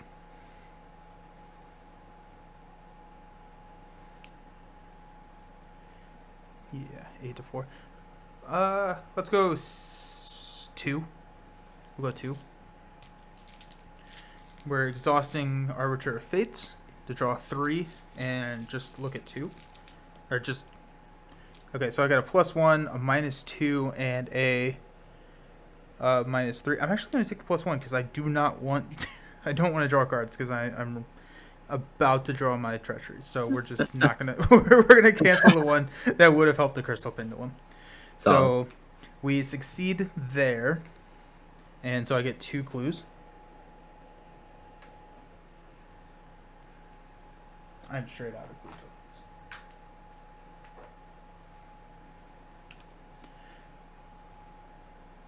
That looks So like I'm a up to fancy. 3. What's up? That was looking at like a fancy clue there. Yeah, it's the one. It's the Doom, double-sided Doom. And I'll go ahead and spend. So that's 1, 2. I'm going to spend a fast action to spend 2 clues. Take a look at this card, which is Evil Within. You are fleeing from a creature made of kaleidoscopic ooze when you suddenly freeze in a place. A web of cracks reaching out across the ice beneath your boots. Your breath catches on your throat. Another step could spell your doom or save your life. Behind you, the entity gains on you, reaching out with arms that are not quite solid or liquid. Feeling lucky, you decide to roll the dice, striking the ground behind you and fleeing to the side. Just as you hope, the ice is thin enough to splinter open and the creature tumbles down through the cracks into the icy depths. You breathe a sigh of relief. Thankfully, you did not share a similar fate. Discard an Eidolon enemy that does not have the elite trait from play, and add this story card to the victory display. So, there are no Eidolon. That was a pretty dope maneuver, dude. Good Thanks. job. I've been practicing. Yeah, I've been working out. Lots of rolls, tactical rolls. Yeah. So I have one more action. Okay. I will go ahead and I straight never did the precedent thing, but that's fine. So I'll go ahead and investigate with Clairvoyance again.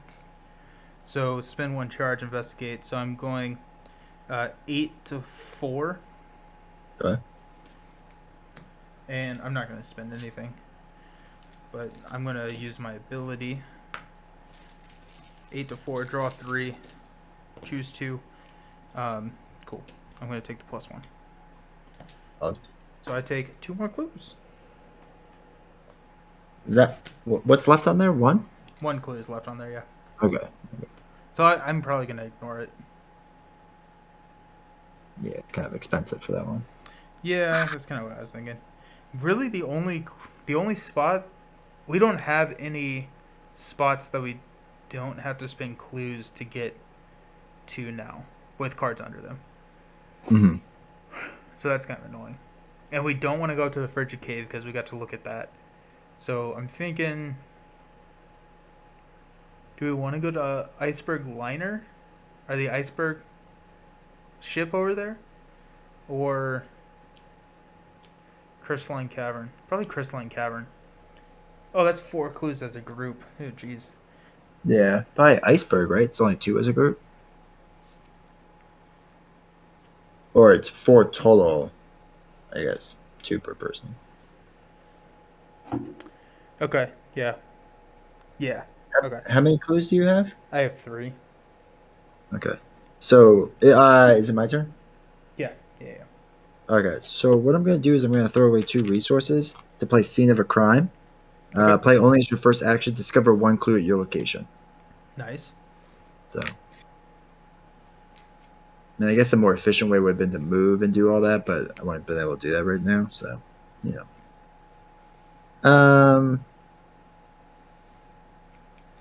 All right. Second action. I'm going to try to find this clue that's at my location.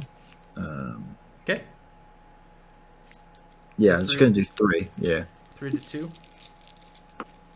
And you've got a cultist. Oh, that's not good. So -2. If you fail, shuffle the top card of the Tuckaliki Leak deck into your deck without looking at it. Why not? Without looking at it, it's the pink one. Okay. So set that aside over there. Sweet. All right, let's do it again. Why not? Oh, wait. No, never mind. I just want a resource. Okay, that's all 3. Yeah, that's all 3. Okay. No enemies, so we'll unexhaust, draw. This is going to be my weakness. I can feel it. Hey, it's another Clairvoyance. Go team. And then we'll gain a resource. Which actually, that kind of works.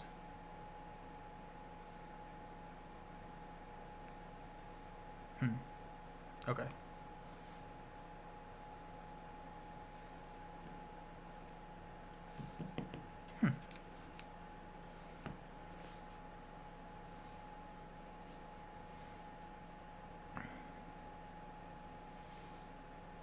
Okay, so at the top of the round, we're going to add 1 Doom to the agenda. So we're at 4 or 5. And then your bad card is Through the Ice. So attached to the nearest location without a copy of Through the Ice attached.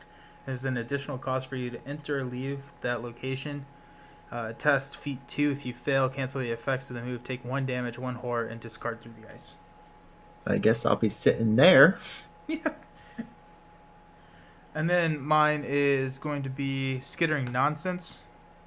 Okay. That's a bummer. Good one. Just punch it in the face. That's what I do. Pretty Yeah, cool. I'm not great at that. Weird. Yeah. Well, that's on you. Yeah, right? I don't know. Yeah. But I can probably evade it. Just get out of there. So through the ice is enter or leave. Okay. So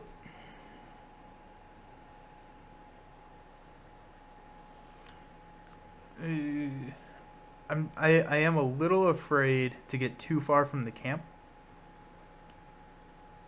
So I'm afraid of how to get back. Well, everything's pretty connected. We could probably get back fairly easily. Yeah, I mean, we can still do it in like one turn if need be. You know what I mean? Yeah. So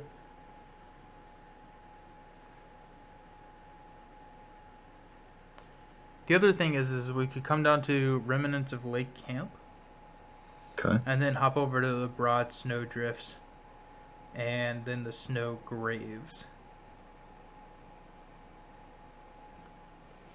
So that'd be, well, that's 8 clues. Goodness gracious.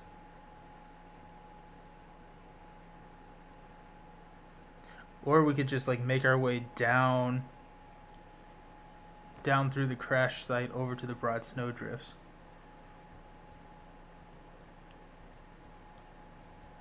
Or we might as well go to the landing, right? That's what I figured. Like, it's not too expensive to get to, Yeah. and hopefully we get something good. You know. Yeah.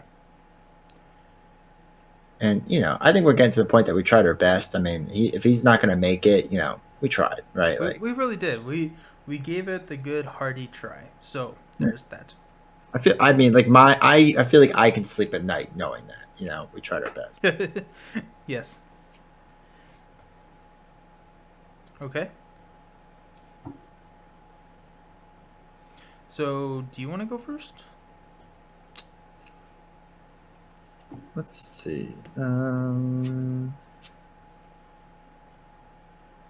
Sure, I can.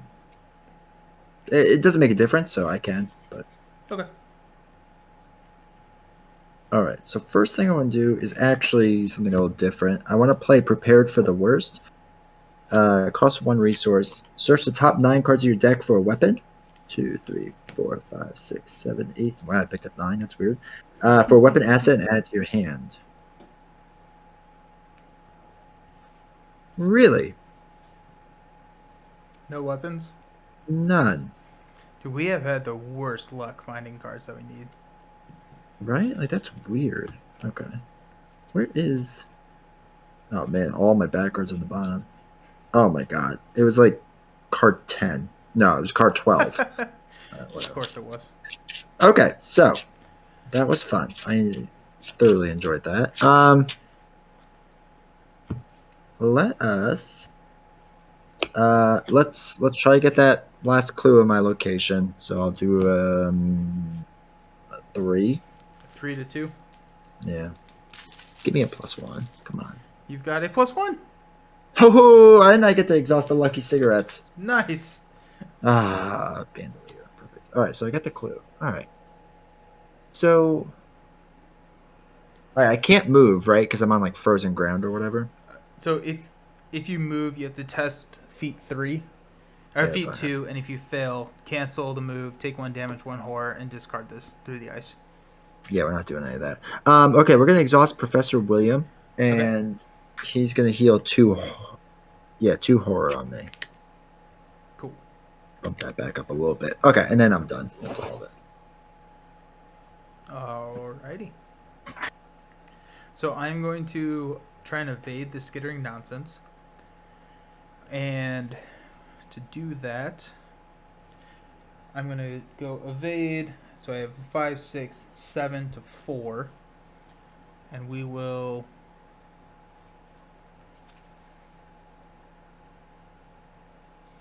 toss a precedent to go 8 to 4. And then after you commit precedent to a skill test, name even, odd, or symbol.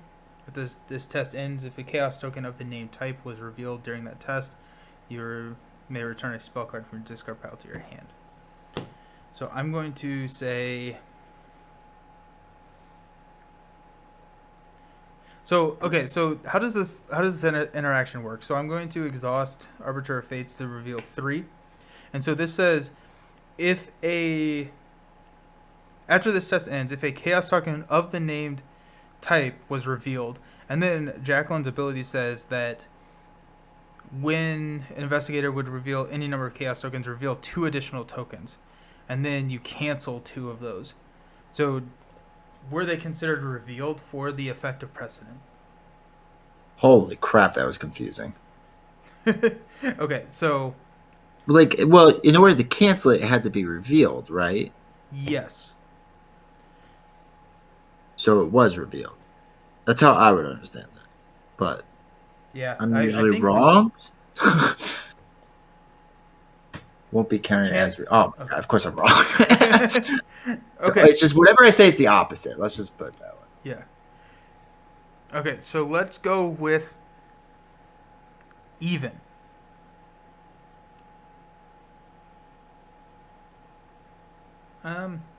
Actually, maybe symbol.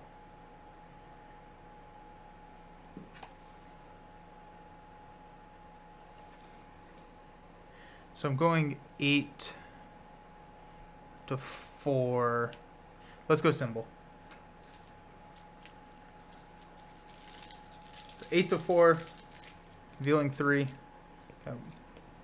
-4, -3, and a skull, which is, I will take the skull, so it's half the shelter value rounded up, so it's a -4, so I still pass. Okay. And I get to get a spell card.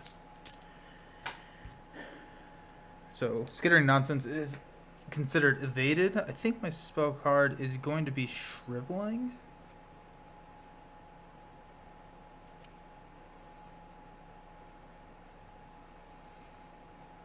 Yeah, I'm going to take shriveling, which is my fight spell. I'm going to spend a resource. Oh, actually I had 9, so spend 1 charge and you can take an additional action this turn. And so that actually matters because if I succeed by 0, I take a damage, but because this gives me +1, I actually succeeded by +1. So that's good. Okay, and now I'm going to come over here for there. So I have to test feat 2. Welcome to the frozen ground. It's fun. It's fun. So feat 2, I will go ahead and exhaust Jacqueline to do this effect again. To go 3. Okay, so I will. Ooh, that's not good. Okay, I auto failed that. Oh no. Oh no. So I auto fail. So we cancel the effect of the move. Take 1 direct. Or take 1 damage and 1 horror and discard through the fate. So. Oh wait, you're in my spot, right? No, I canceled the move, so I'm back at barrier camp. But I will move over there now. So. Nah, because I was thinking my cop can take your damage and your horror. Oh, bummer. Yeah. So 1 damage, 1 horror. So we'll put 1 damage on Jacqueline. I guess 1 horror on the Arcane Initiate. Might as well, Poor right? guy. Yeah. Now, for my second action of the round, I am going to move over to the Icy Waters. So now I'm at your location. Hi. And how many clues do you have? 2. 2. So I have 3. So let's spend 4 of those. I'll throw away my 2 since you're the main clue person. No, throw away. I'll throw away 3. And you keep 1. Because I discover clues in increments of 2. Oh, I got you. Okay. So that works out a little bit better. And then I will spin those clues and move to the Icebreaker Landing. So this is a Shroud of 2 with 4 clues on it. Parlay test book 4 to search the trapped ship for supplies. If you succeed, either remove 1 frost token from the chaos bag or record small radio in the supplies recovered section of the campaign log. Max 1 success per campaign. Interesting.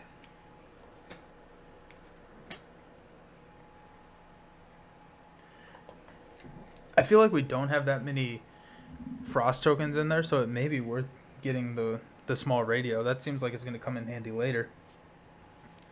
Yeah, I mean, it doesn't hurt, right? Right. Except for the part where we have to actually get it. Nah. Yeah. Eh. Okay, cool. So that was my turn, and you already went, right? Yes, I went first. That's right. Yep. Okay. So enemies, nothing happens in the enemy phase. Now we stand up, which this enemy will stand up, and then we'll unexhaust everything. Draw a card. Hey, psychosis. So after I take one or more horror, take one direct damage. Okay. And I get a resource. So we're going to discard psychosis after I shuffle my deck. Okay. I think. Okay. Then at the top of the round, we're going to place one Doom on the Chill of Night, which will cause it to advance.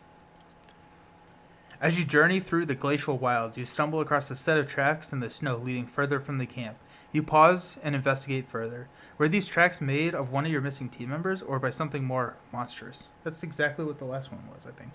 Choose a face-up encounter card beneath the location. Look at the other side of that card without resolving its text and return it face down to that location. Okay, so what's our play here? All right. I guess we need to start. Do we still need to eliminate places? Like, okay, well, I guess we're not going to make it all the way to the snow graves, like, regardless, right? Like, it's just probably not going to happen. Mm, So, I'm wondering if the snow graves and broad snowdrifts are actually where we may want to go. okay. And because so that's a total of 6 clues to get to both of those locations, and the other two locations are 8 each.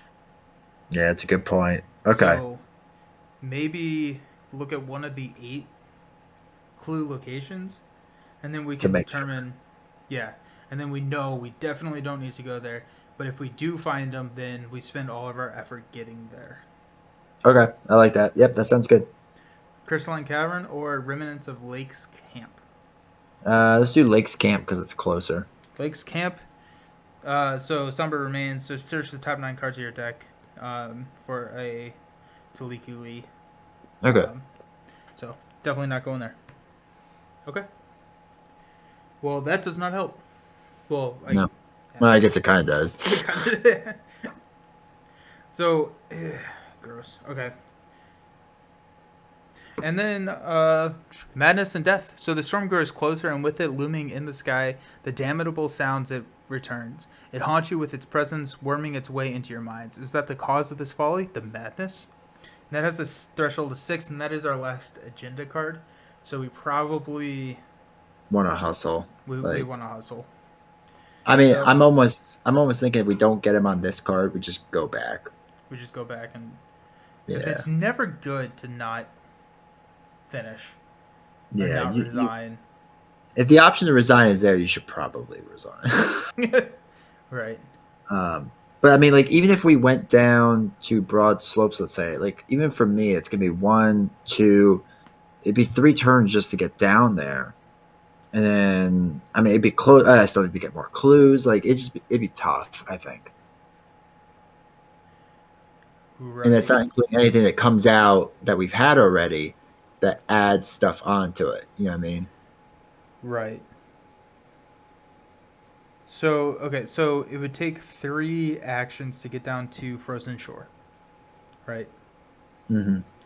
So with those, we could see what the shroud is there. So maybe what we do is I spend time getting clues up here. And if Frozen Shore says a low shroud, then maybe you look at the broad snowdrifts. And then if it's not in one of these 2, then that is what it is.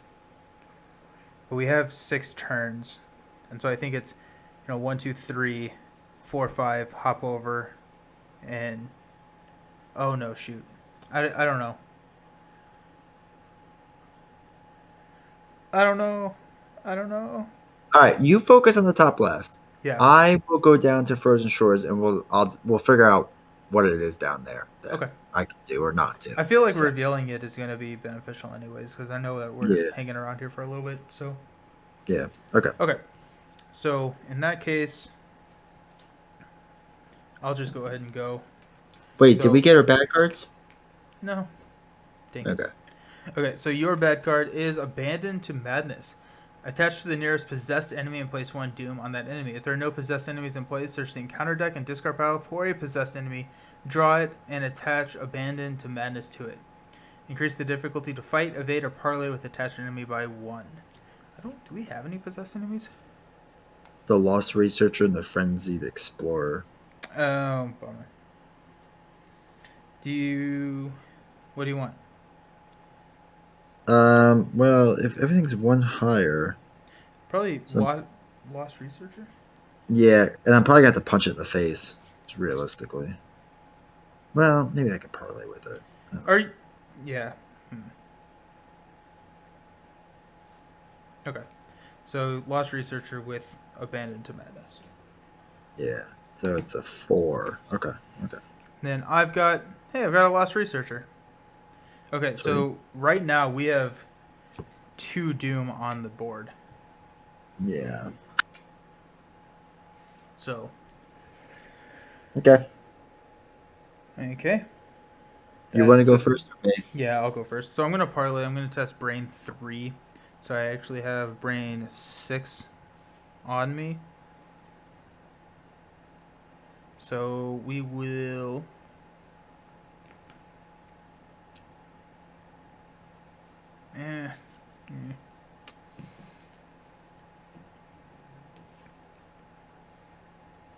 We're gonna risk it for the biscuit. So got 6 to 3. I'm gonna. Oh yeah, I have this. I can like control my fate. So I'm gonna draw 3 and -4. Hey, we'll take. Yeah, we'll take the plus 1. So successfully parlayed it. So I actually get a clue, which is kind of nice. Which means that I guess it doesn't really matter. And then Lost Researcher goes over here. So that was 1. For my second action, I'm going to spend a charge from Clairvoyance and investigate with 8 to 2. And I will just do it. Get it. Gonna go for Get it. And we'll use Jacqueline Fine's ability here. So we got 1, 2, 3. So I'll cancel these 2. So I succeed by 6. So I get 2 clues. And we will go ahead and spend 2 clues to take a look at this card. It's not it. Dissected Explorer. So you follow a set of tracks into a small cavern carved into a glacial wall, and your stomach lurches at the sight before you. One of your missing team members lies in a crumpled heap at the end of the hollow, his clothing torn open. A clean vertical incision has bisected his torso from... He doesn't sound... I feel like we should resign. This does not sound good for our boy. Yeah, right? Like, he's kind of already dead. Yeah, and his entrails have been carefully removed. You struggle not to retch. What could have possibly done such a thing?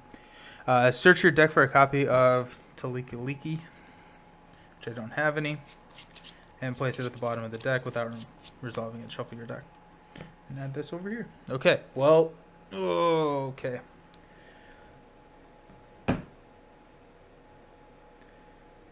Okay, well, I guess that's the thing. So that was 1, 2... We'll go ahead and spend 4 resources to go ahead and put another copy of Clairvoyance into play. Comes in with 3.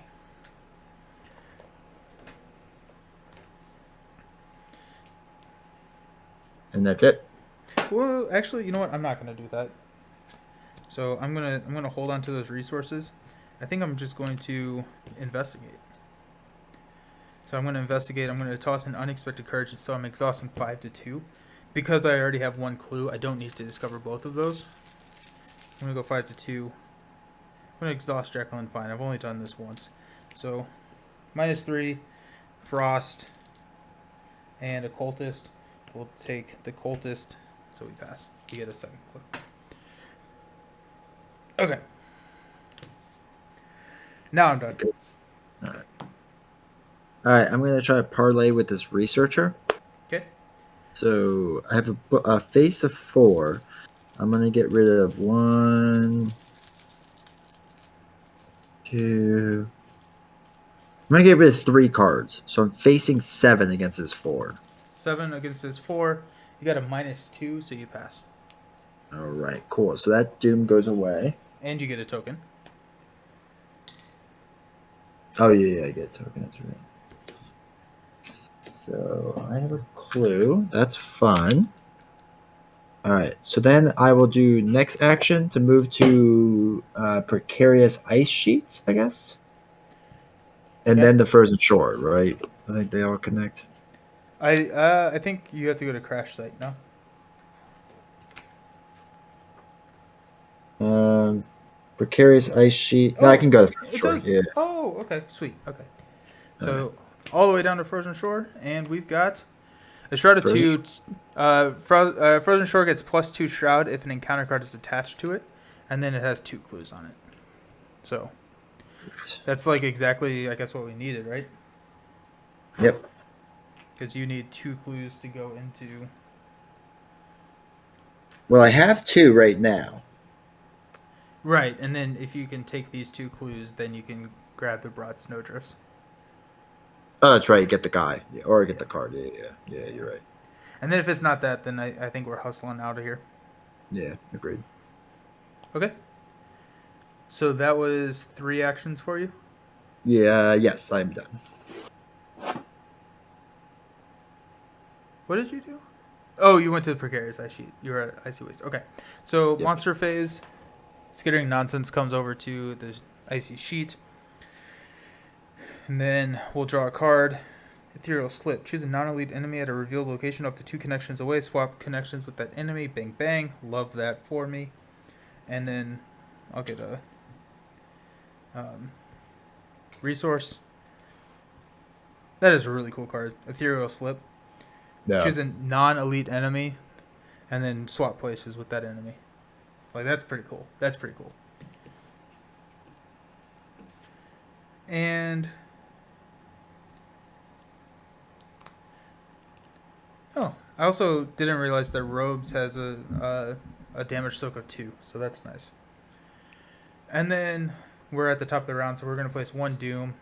Your bad card is Antarctic Wind. Attached to the nearest location without a copy of Antarctic Wind attached. Investigators at the attached location cannot play cards or draw cards from their deck.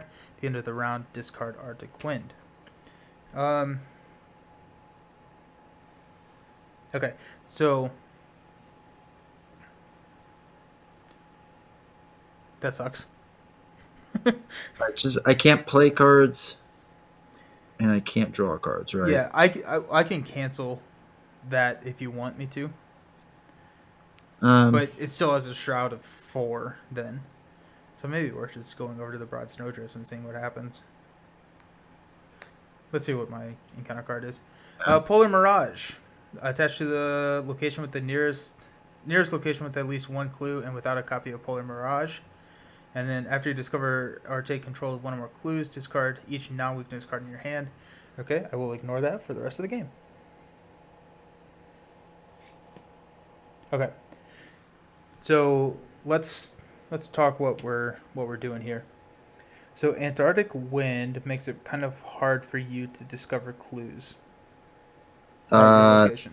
Some would say impossible. Yeah. Some would say impossible. Okay. So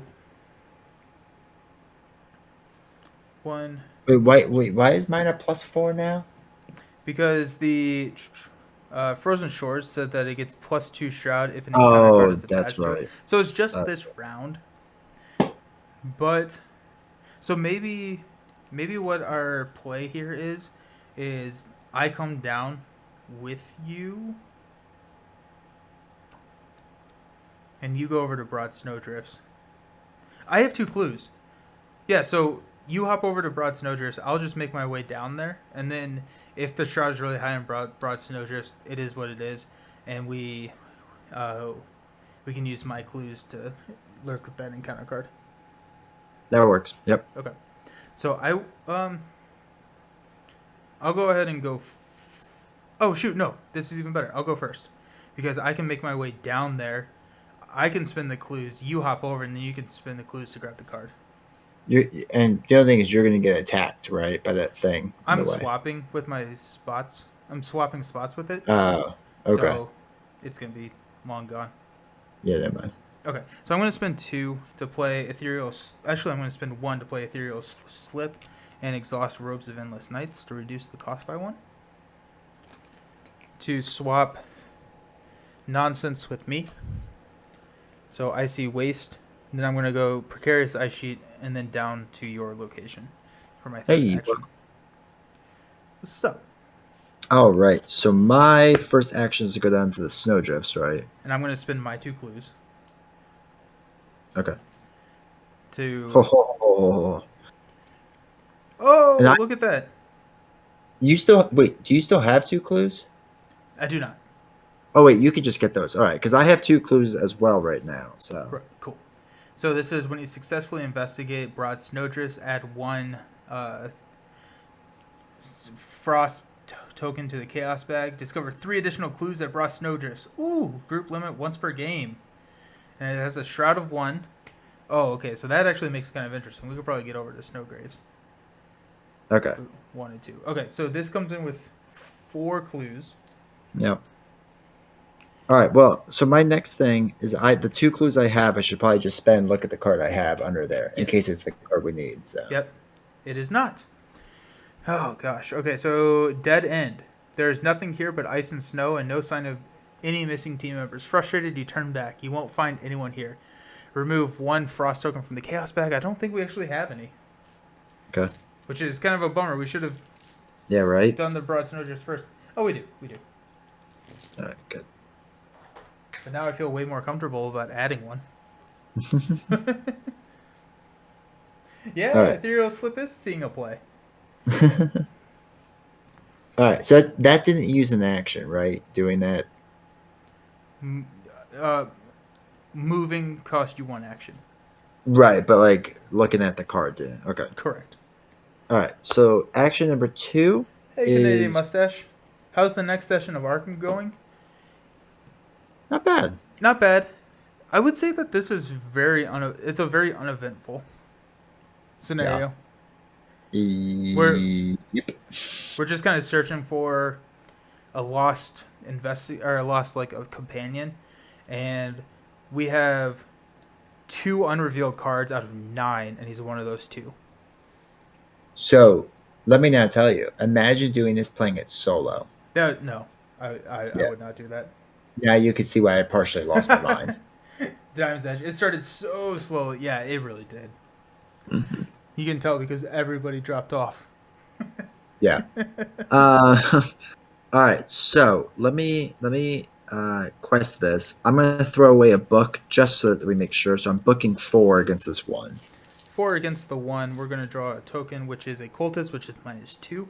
So you still pass. Cool. I think you should take all of it, right? Yeah, and we add a frost into the chaos bag. Yeah, that's fine. But then you have 4 clues. Yep. Which means you can hop over to Snowgraves. All right. So then, my last action, I'll spend 4 clues to get the Snowgraves. Oh, cool. Yeah. Which is a 3, comes in with 4 clues. After you discover the last clue from Snowgraves, shuffle the top 3 cards of the bad deck into your deck without looking at them. In the supplies recovered section of the campaign log, record green soapstone. Shelter 5. Fun. Cool.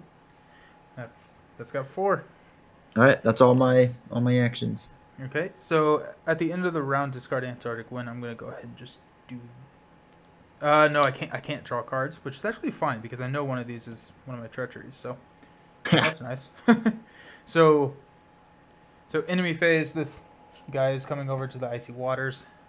There's something in the water, and then we're in upkeep, right? Yeah. I don't draw, but I do gain a resource. And we unexhaust everything. Okay. I'm just... Hey! Okay. So not everyone has left. You still have no idea how to play Arkham. this is probably not the scenario to learn. Yeah. Arkham is getting a it does get a it takes getting used to. It does, especially just like playing it. Like I watched a lot of videos and it didn't help until like I went through the motions. Yeah. So Antarctic Wind gets discarded at the end of the round, and then we're at the top of the round. We're at 2 out of 6 now. Your bad card is Ice Chef. So test feat 3 for each frost token. You take 1 damage. If you fail, take 2 damage. I'm just gonna fail. Okay, so feat 3, you got a +1.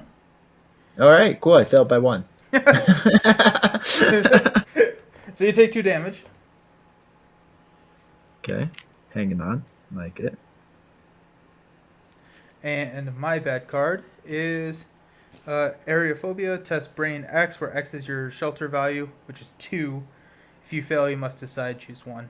Okay, so we're at 2 to my 6. Screw it. We'll go ahead and exhaust to draw 3. Just in case I draw the autofail. 1, 2, 3. Okay, cool. I pass. Excelente. So we have 4 turns left. It's going to take 1, 2, 3. It's going to take 2 turns to get back to the camp. Yes. Okay. So it's going to take 2 turns for me to get over to Snowgraves. Or 2 turns to get the clues and get over to Snowgraves. Do you still have a card under Frozen Shores or no? No, you don't. No, it's gone. Honestly, you could just kill Pseudo with that.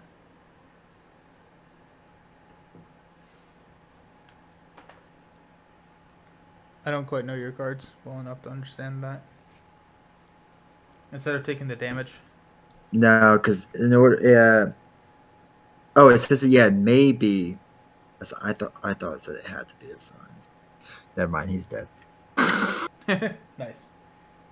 All right, sorry, buddy. You're such a good cop, following me around all over Antarctica, and I failed you.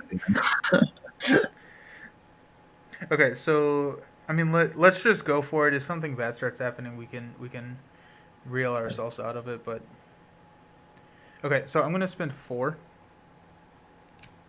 Okay. To play Clairvoyance. So that comes in with 3. I'm gonna spend a charge to test 8 to 2, and we'll go ahead and use Jacqueline's ability.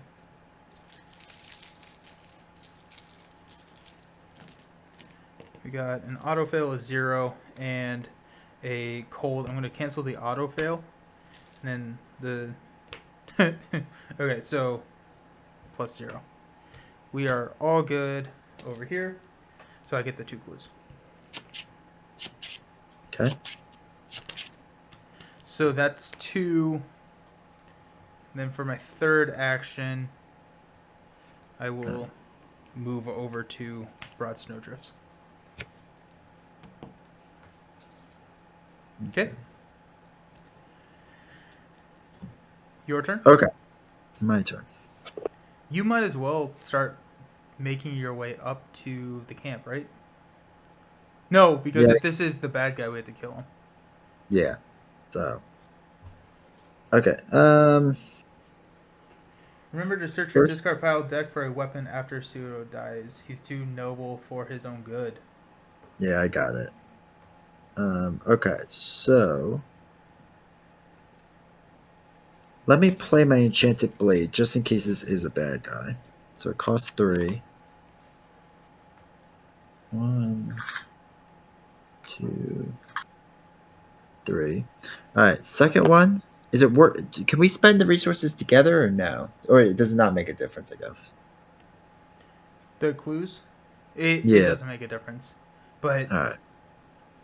Yeah, so That's fine.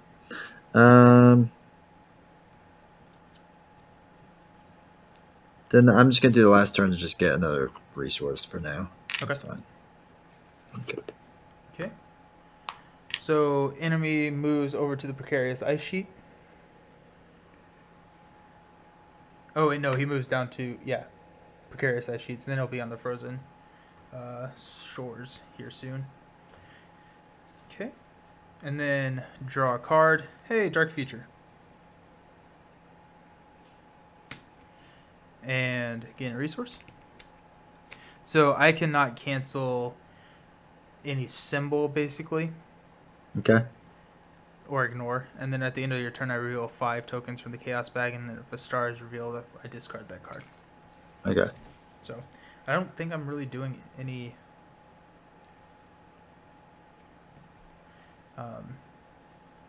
like test really for the rest of the game, so that may be fine. Okay, and now at the top of the round we're going to place 1 here, so we're at 3 out of 6. Your bad card is Abandoned to Madness, so attached to the nearest possessed enemy. If there is no possessed enemies in play, search the encounter deck and discard pile for a possessed enemy. Okay. So probably the Lost Researcher, right? Yeah. Yeah. And then he comes in with the Doom, so that is 1 less turn. So is that 3 doom total? 4 Doom Or total. Oh wait, I'm sorry. It is 4 Doom total, and then to parlay with them, it is 4 Book or Brain. Okay. Okay. And my bad card is Polar Vortex. Attached to your location, when you end your turn in the attached location, we take a damage. Okay. Okay. So I will go first. Yep. So 1 to move over, spend the 2 clues to check the last card. If this is not it, then it's the 1 card we didn't look at. It is the 1 card we did not look at. Are you kidding me? I am not kidding you. Wait, look at the other one. Did we mess up or something at least? No, Or is there. it truly? It's Oh there. my god. What are the odds of that? Oh my gosh. Okay. Now Nelson has to draw from the chaos bag like an ordinary human. Yeah, no, it sucks. It sucks. Cracks in the ice. Ugh.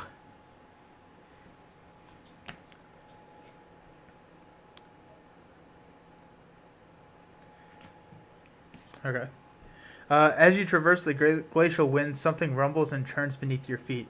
Is that where the creatures are coming from, in the depths of the ice? A somber thought crosses your mind. If you are right, such entities could exert their vile influence no matter where you stand. Perhaps this has something to do with your missing companions after all, though there are no signs of them here. Search your copy for one of those cards and remove it. And I don't have any, so bummer. Okay, so that was 1 action. I cannot believe that just happened. That's insane. It's absolutely I insane. cannot believe that just happened. I'm having flashbacks from the last time I played this game. Oh my gosh. It's always the last one. It's always the last one. Okay. I'm going to go 2-3 over to Frozen Shores. Yeah. That's my turn. All right, my turn. All right, so first things I gotta do is parlay with the Lost Researcher. Oh wait. Hold on. Instead of going over to Frozen Shores, I'm gonna stay with you because we'll have 3 turns, so we can easily get back. But I want to be able to make sure that you are able to parlay with them. So because I can commit cards to your test. Well, yeah, that's fine. Okay. All right. So I'm gonna throw away 1, 2, 3, 4. So I'm gonna do 8 head. 8 I'm throwing head. everything I have at this. Nice. Don't be a fail symbol. Yeah. Okay, so 8. So in that case, I'm actually going to move. Yeah. That's fine. Because there's nothing I can do to help you there. Yeah. So 8. Don't Head symbol is a -1. Perfect. All right. So you parlayed with him. So hey, you get a clue. That's exciting. Yeah. Yeah, I'll add that to my collection of 0. And then All right. they go by the wayside. Yep. And then my last 2 turns are just to move right next to you. Cool. Okay. In And the I'm done. enemy phase, skittering nonsense comes, engages you. Cool. Or I can. No. That's fine. Okay. That's more than fine.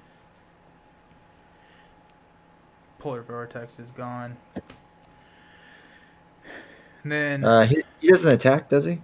Not yet. he does. He does. He Oh, does. perfect. So Uh, 1 and 1.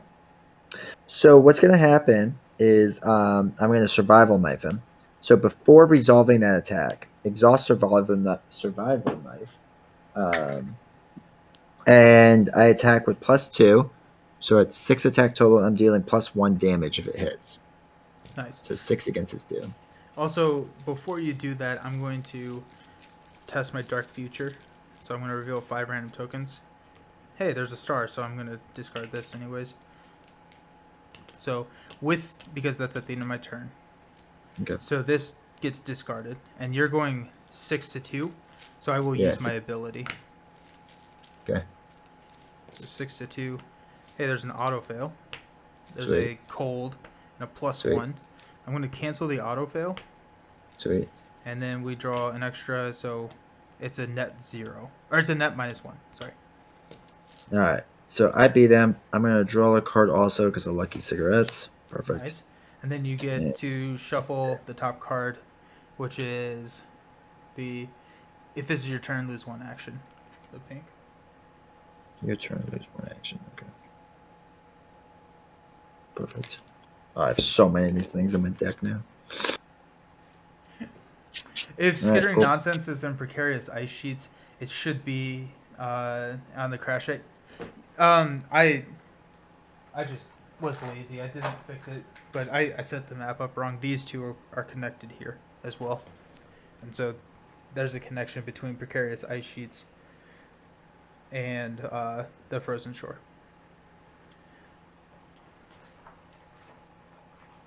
Okay. So that's just on me. I just didn't. And then these are also connected up here. Okay, so that's dead. Now we're drawing cards, right? Yeah. Perception.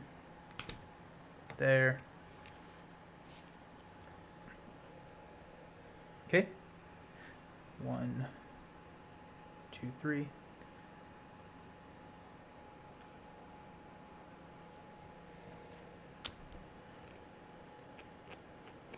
Okay. So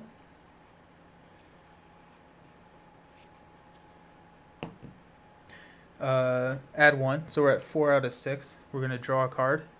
Revelation, this is for you. Attached to your location, each investigator gets -1 to all their skill test. And then mine is attached to the nearest location with at least 1 clue. And after you discover a clue at that location, we'll put it over at Snow Graves. Mm-hmm. So I will go 1 to Treasure's Path, 1 to Rocky Crags, 1 to Barrier Camp. All right. I follow that same exact path. Cool. Okay. And that took 3 actions, so we still have to One more turn. If we lose, oh my gosh, I'm going to be so bad. Man, Leo is a cursed dude. Yeah. You got a lot of those fun cards in there, don't you?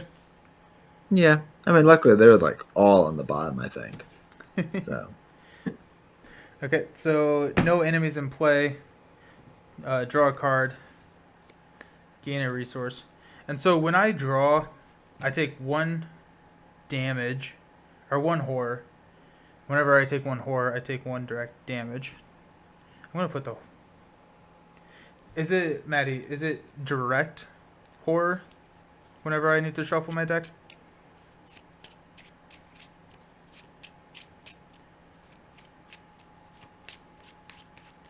Yes, direct. Okay, so then I will lose a health as well. Okay. So place 1 Doom on the agenda. Your card is test feat 3 for each frost token you reveal during this test. Take 1 damage. If you fail, take 2 damage. How are you looking on health? I'm doing fine. Hold on. Like if you take 3 damage, are you going to be fine? Yeah, but I'm gonna do a card called Take the Initiative. There's been no actions done by any investigators, so I could feat 4 Okay. and see what Nice. happens. Okay, so feat 4. Okay. And I will exhaust Arbiter of Fates. And so we're going to do 3. 1, 2, 3. Do you want your star? Sure, why not? Alrighty. You get a star. Hey, all right, look for an ally. Beat Cop. Woo! Remove 1 threat per round and then deal it to a minion? Oh, wait.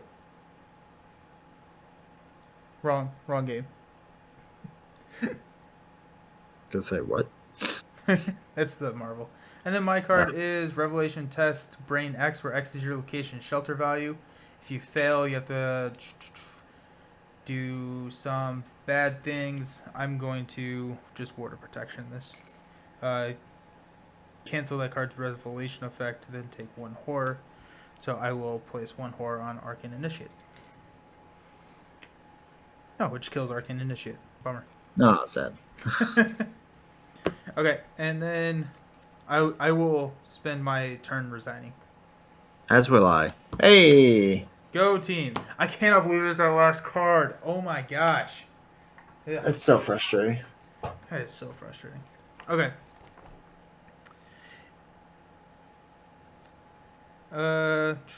If no resolution was reached, each investigator was defeated. That's not true.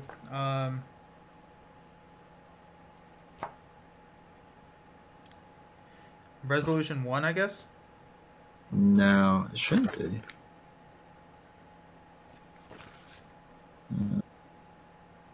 I think it is. I think we Yes, just it go is. to- Oh, it probably tells us here. If you are at the camp, resign, you turn in for the night. Yeah. If each investigator has resigned, advance. Okay. So, with night coming to a close, the storm approaches faster and faster. Soon, the weather will be too deadly for your search to continue. If anyone is still out there, you doubt they'll survive, and neither will you remain on shelter for any longer. You return to your camp your heart heavy with guilt and your mind addled that foul noise that festers within. Resolution 1. It is clear that something compelled your teammates to venture away from the safety of your camp. Something alien and mysterious. Something that defies your understanding of Antarctica. None of those who wandered off remember why they did so or what they were doing. It is almost as if their memories were wiped clean, or perhaps their consciousness was supplanted by another. In any event, they seem to have recovered. You mourn those you've lost and prepare for the day ahead. Rest or no rest, you have only one chance if you are to survive. Each investigator earns experience in the victory X value of each card in the victory display, which is 0.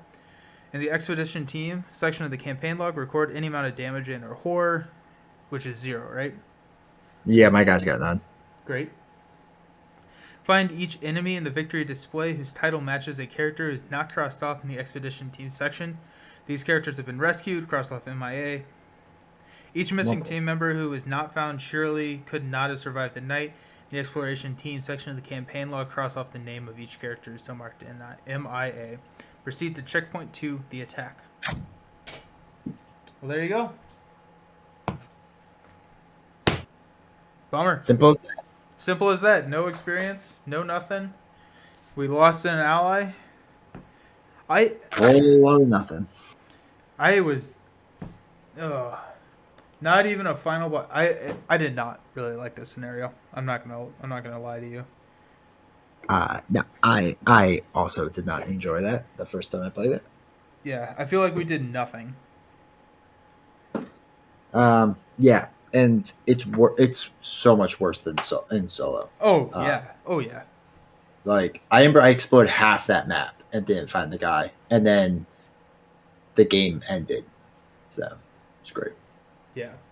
Yeah, and like I guess if there were more people out there, then it wouldn't have been as bad, right? But I mean, like we effectively did nothing, right? We got Mm-hmm. zero experience. We just lost the guy, and it felt Yeah.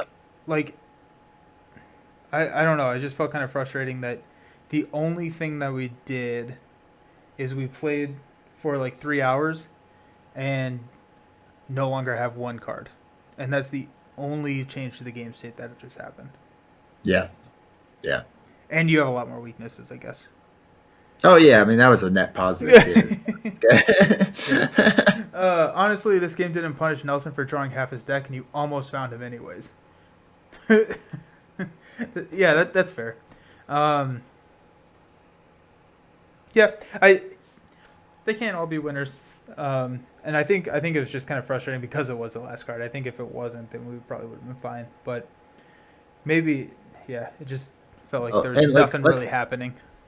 and if you take the flip side of that too, let's say it was the first one, right? Like we found the very first one, we'd still be like, ugh, like that was so easy, like that was so stupid, like you know what I Yeah, mean? So that it that's is a fair. Yeah. weird, it's a weird, needle. It's got a thread. So, Yep. Yep. Uh, so do you want to at least read the checkpoint too to see what you'll have to sure. decide on? Yeah. So checkpoint 2, the attack. The attack 1. The attack. Oh, okay. You barely have time to rest before the sound of something erupting out of the ground nearby shakes you to your core. Massive tremors follow, sending cracks through the ice all around you. Then that noise, the insidious piping, Teleki Lee, Teleki Lee. Whatever those creatures you encountered were, you are sure they came from under the ice, breaking or seeping through to reach the surface. They must somehow live deep under the glacial crust of Antarctica. These quakes can only mean one thing. Your imagination stirs with the visions of these monsters bursting forth all around you, creeping into your eyes and mouth, controlling you. It's clear you are not safe here any longer. The investigators must decide to choose one. Run for your lives, you will skip the next part of the scenario, proceed to the attack 2, or stand and fight. You'll play the next part of the scenario, skip to the attack 3 if you wish to do so immediately, or attack 4 if you wish to take a break and proceed the next time you play. So you'll have to think about what you want to do with that. Okay. Because I've had to make my choice in this game. I feel like we can attack. I feel like attacking is going to be fun, right? If that is what you would like to do, that is what we will do. I do like my camp. I feel like if we run, we're losing the camp. So That's a good point. stand and fight. The attack 4. We're going to take a break and proceed next time we play. You've decided to fight off the attacking creatures. The Ice and Death section of the campaign log under locations revealed. Record each location that's been revealed. Clean up the game as normal. When you're ready to play again, begin at Ice and Death Part 3. Cool. Excellent. There you go. There's Ice and Nice Death and Part simple. 2. We are going for Ice and Death Part 3. Are we good for next Wednesday? Is that Yeah. Think so. the same map Oh yeah. again? Yep. Yeah. I'm not gonna lie. When I played this map for the third time, I lost my mind. What an unsolicited trilogy. what a great way to say that. Oh my gosh. Okay. Are you streaming tomorrow, Jason? Yes, we were playing. My wife and I are playing Overcooked. So get Nice. hyped. Fun. Excellent. So Overcooked tomorrow on D20 Woodworking's channel. And then I will be back on Friday playing Sinister Motives. We're going to see if we're going to do probably 2 scenarios, maybe 3. We'll see. But Wait, looking you doing the forward to that. campaign? Yep. Starting the campaign. Nice. Good luck. Starting the campaign. Pidgey noises. Canadian Mustache, thanks for hopping on. Have a good one. Everyone, have a fantastic night. See you all tomorrow. Join the Discord. And, yeah, all of that good stuff. Alrighty. Peace.